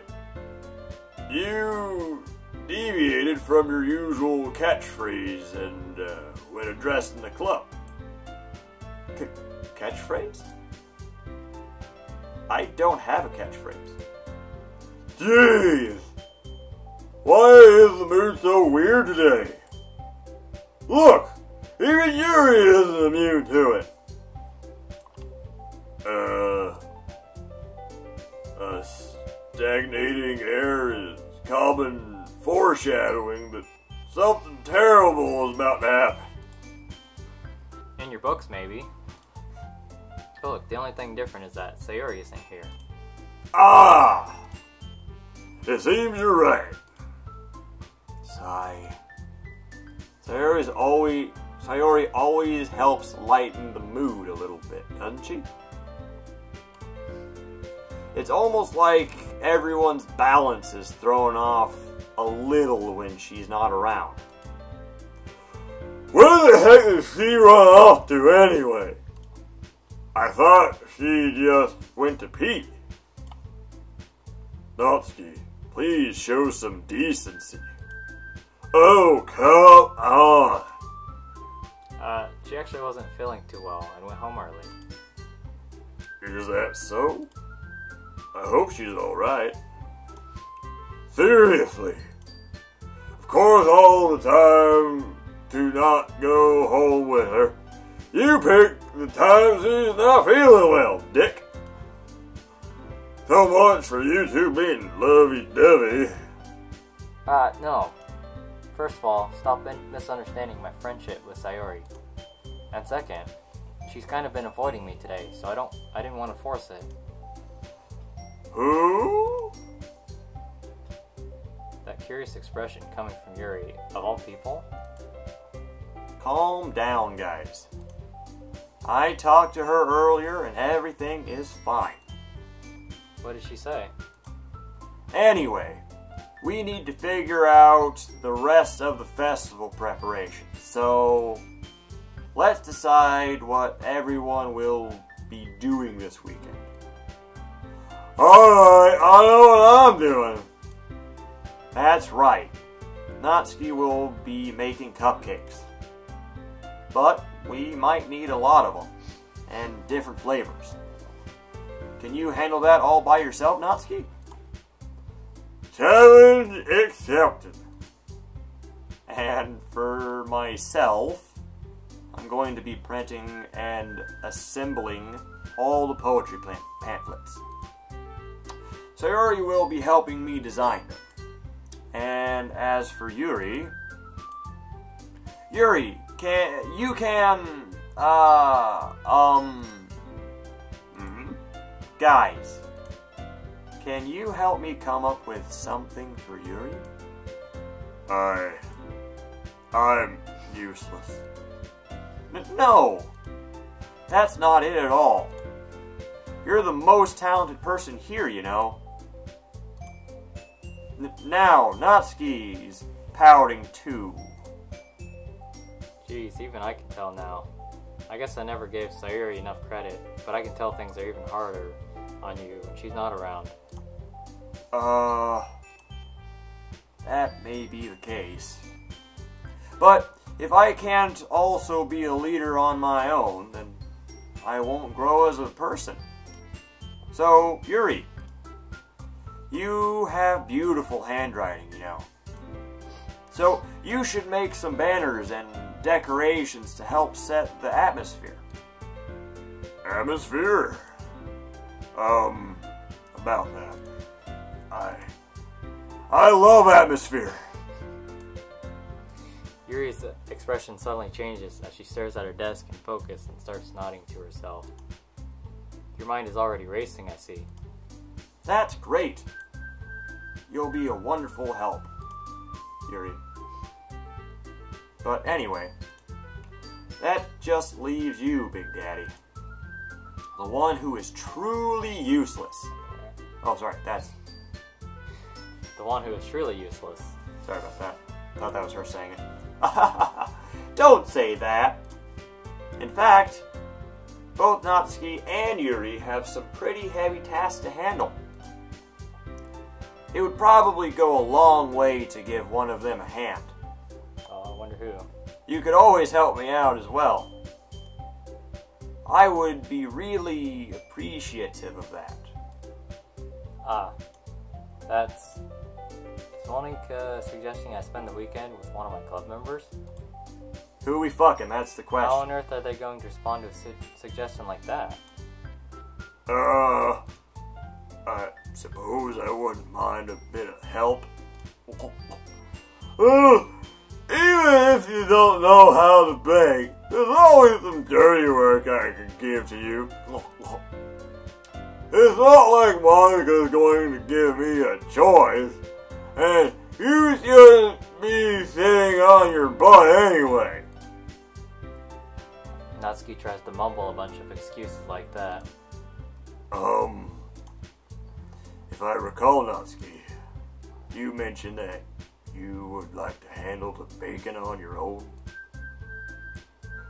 Big Daddy may not like to be around if you only make him out to be a nuisance.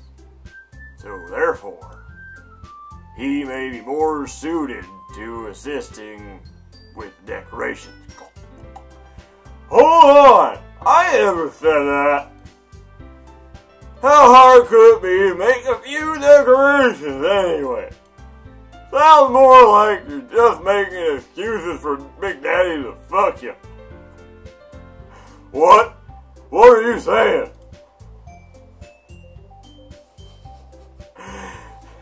It would be extremely meticulous work. Oh, sorry everybody. Sorry. Return. Extremely meticulous work. Fuck. And bacon, is it? It's actually not that hard. Bacon's not that hard, guys. Cupcakes are pretty fucking easy. Just what do you think? Guys. Let's settle down for a moment. In the end, I think it's up to Big Daddy to decide how he'd like to contribute. Besides, he hasn't really gotten the chance to spend any time with me yet, you know.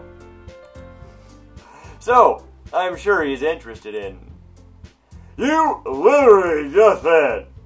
I'm surprised as well. Sorry. I was just saying, though. Jeez. Can we just settle this already? Yeah. Big Daddy, you're okay with this, right? In the end, it's up to you. Of course. Very well. In that case... Everyone looks straight at me.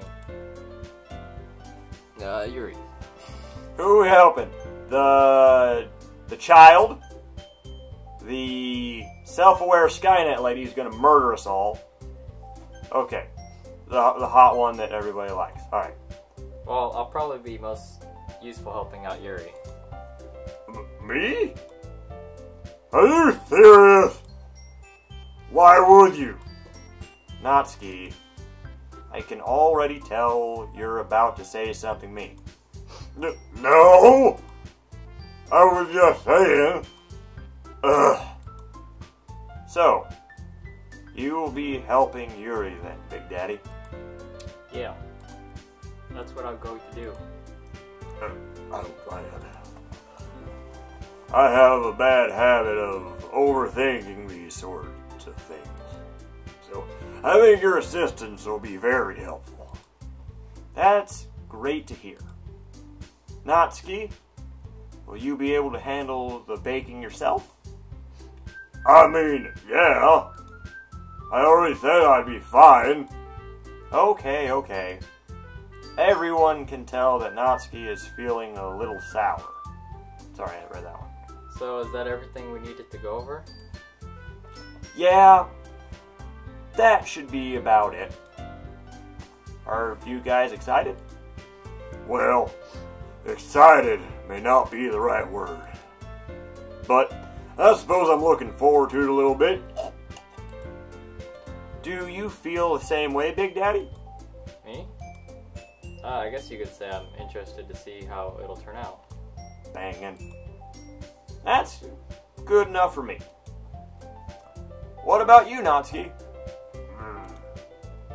Natsuki. What? Why is everyone yelling at me? I didn't even do anything. Sorry, I'm turning into Sylvester Stallone. I didn't even do anything. No, that's not what I meant at all. Yuri anxiously glances between everyone in the room. I'm sorry for this. I don't really know why Big Daddy picked me. Because you're fucking hot. And also, your cupcakes are the best cupcakes I've ever had.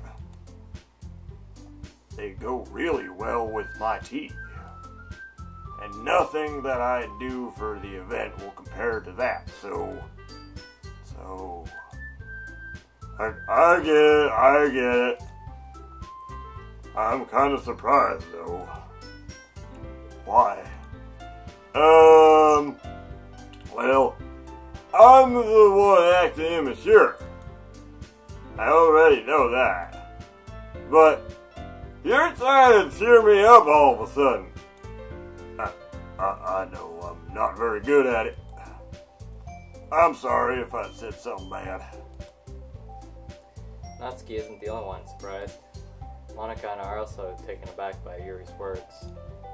When she already has trouble with words, trying to cheer someone up must be far out of her own comfort zone. But I began to understand. Yuri was trying to sound like Sayori. Even if it didn't work perfectly, I can tell that she tried to say something Sayori would say at a time like this. Because Sayori always helps everyone smile and feel good about themselves. No! I kind of appreciated it. I'm sorry for making a big deal out of nothing. But I'm going to say this. You better be... Let's see. You better bet that my cupcakes are going to be the best part of the whole event. I believe you. Yeah. I hope to see everyone do their best. But with that, there's nothing more for today. So I guess it's time for us to head out. Alright. Let's go. Let's get out of here then. Everyone packs up their things. I start to follow Monica and Natsuki out the door as they chat between each other.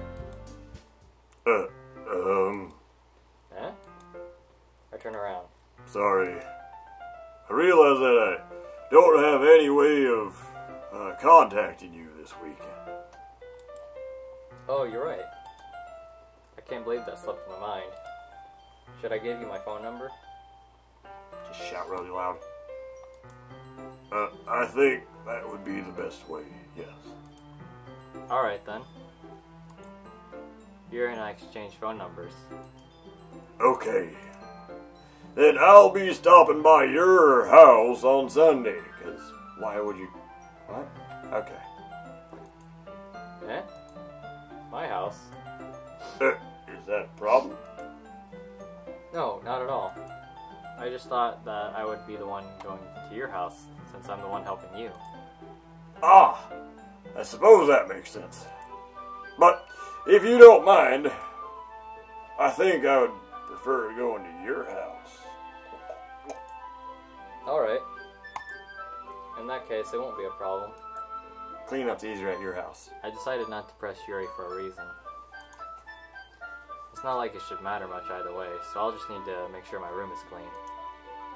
I hope I managed to make myself useful in some way. I'm not nearly as creative as you are. Don't underestimate yourself, Big Daddy. I think that we'll make a very productive team. You know what I mean? Even if you only chose me because you felt bad or something.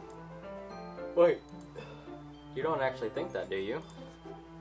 I actually like to imagine that he's yawning when he says that. Wait! You don't think that, do you? That's fine. I don't know. It's difficult to come up with any other reason you may have chosen me. You're forgetting the one reason with the most common sense. I chose to help you because that's what I want to do. But... Yuri thinks to herself with an extremely tense expression. Yuri, you're overthinking this.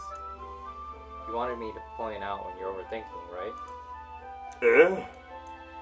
I didn't realize. I'm telling you, I want to. That's all there is to it. Do you believe me? Okay, everybody again. A girl who needs this much convincing, just walk away. Walk away. Go find one of the other ones. Not the child, but one of the other ones. Somebody else. It's a big world out there. Big old world. Not just in the classroom. I'm not kidding. Yuri thinks really hard again. She looks straight into my eyes for a long while. I believe you. As if it took her a tremendous effort, Yuri finally says that and relaxes her expression. And I'm really looking forward to Sunday. Yeah, I am too. That's a good one. That's fine. Can't believe this. Yuri's going to be coming to my house on Sunday? My anxiety shoots through the roof. I better go jack it real quick. Even though I've gotten pretty used to handling her at this point. Wink, wink. There's no telling what might end up happening when we're outside of school. Fucking. More than that, she told me that she was looking forward to it. Yeah, she's looking forward to fucking. Is this a chance I have to make something happen between us? Fucking yes. Or is it too early for that? No, fuck no. Only time will tell. Fuck yeah. But until then, I won't be able to take my mind off it. Yeah, I fucking wouldn't. I seriously can't wait. Can't wait to fuck. Okay. I'm just, reading between the lines. For anybody who doesn't know. Would now be a good time to... Let's give it about 10 more minutes. I think this would be a good place to stop, though. Alright, fine. Let's pause for a bit. It's Sunday. Alright. Honestly, it's not going to take very much longer before something happens. It's been 2 hours. Alright.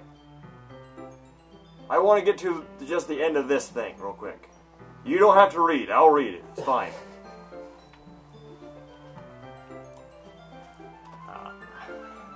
Am I reading? Okay. Yeah. I've been getting increasingly anxious about Yuri's upcoming visit. I keep telling myself there's no reason to be nervous, but it doesn't help. Yuri is clearly an introvert and also an intimate person in general. There's no doubt that she'll open up a little bit when it's just the two of us. They're fucking. Meanwhile, we've even been texting occasionally. She was extremely apprehensive at first, but it wasn't long before I was already learning more about her. But putting Yuri aside, I haven't heard a thing from Sayori since she left the club early the day before, or the other day. It's not like we text each other all the time or anything, but I've been worried about her in the back of my mind, all the while thinking about fucking Yuri. Between what Sayori said and what Monika said, is it really okay for me to put Sayori's feelings aside when she might need me? Yeah, that's fine. I decide to visit Sayori before Yuri comes over.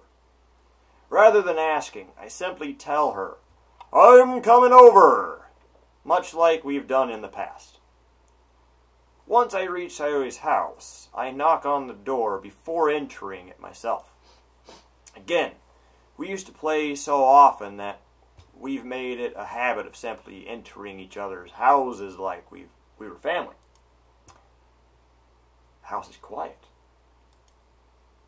Sayori isn't anywhere on the floor, on the first floor, so I assume she's up in her room. It's already strange for her not to run down and greet me. I head up to her bedroom where I finally find her.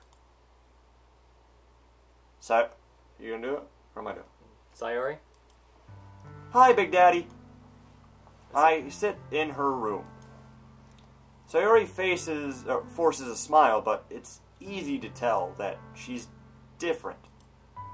There's a minute of silence between us.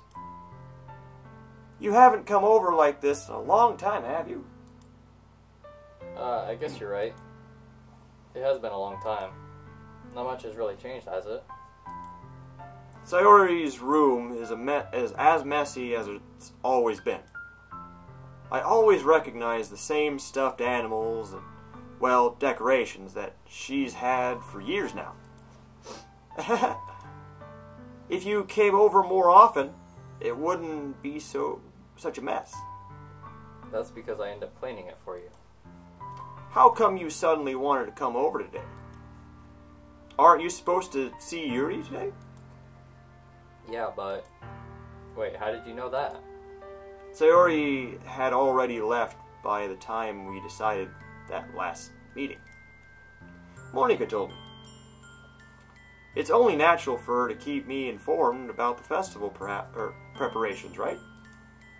Ah, that's true. Well, what about you? Aren't you going to be helping Monika today? Of course! But I'm just helping her online. We didn't plan to meet up or anything. Ah, so it's just me and Yuri then. Yep.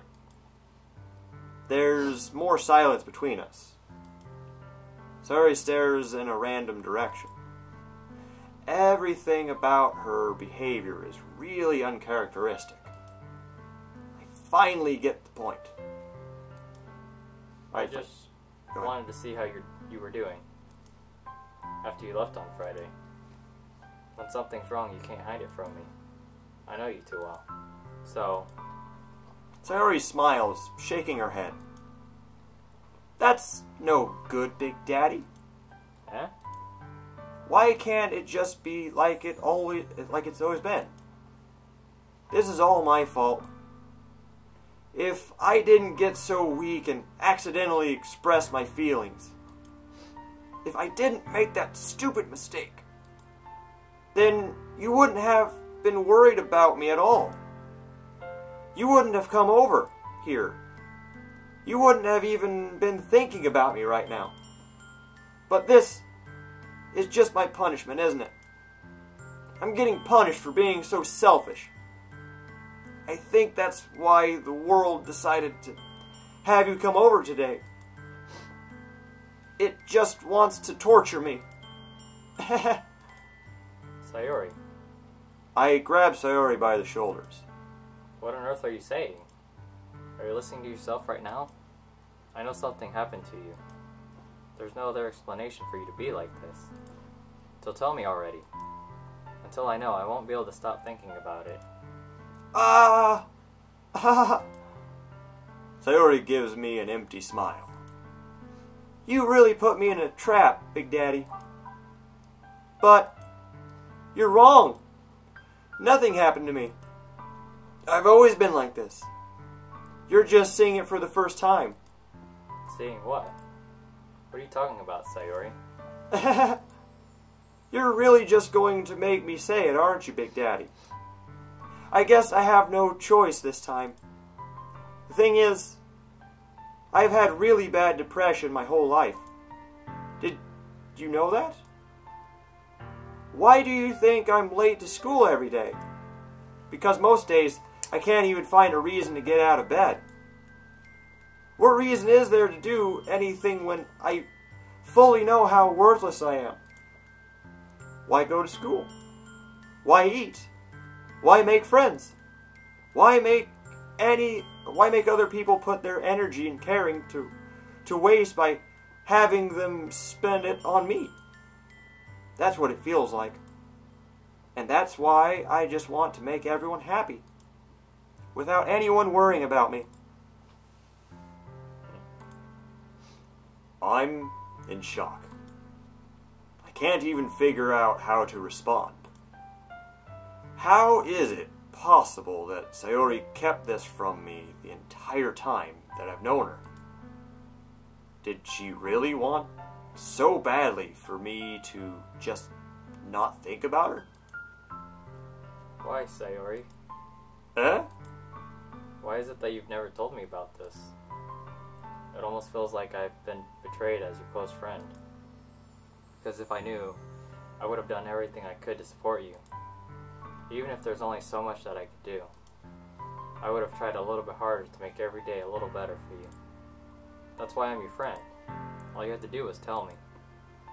You don't understand at all, Big Daddy. Why do you think I didn't tell you? Because if I told you, then you would have to waste effort caring about me instead of doing important things. I don't want to be cared about. It's bittersweet when people try to care about me. It feels nice sometimes, but it also feels like a bat being swung against my head. That's why I wanted so badly for you to make friends with everyone else. Helping everyone be happy together is the best thing for me. But then I discovered something else too. Seeing you make friends and get closer with everyone in the club, it feels like a spear going through my heart. So that's why. That's why I decided the world wants to torture me. Every path leads to nothing but hurt. You're right that I don't understand. I don't understand your feelings at all, Sayori. But I don't need to understand. Whatever it takes for me to help you stop hurting, that's what I'll do. No, Big Daddy. There's nothing. Nothing at all. The only thing that could have helped is if everything could be like it always was. But I was selfish. I finally showed you what a horrible person I am.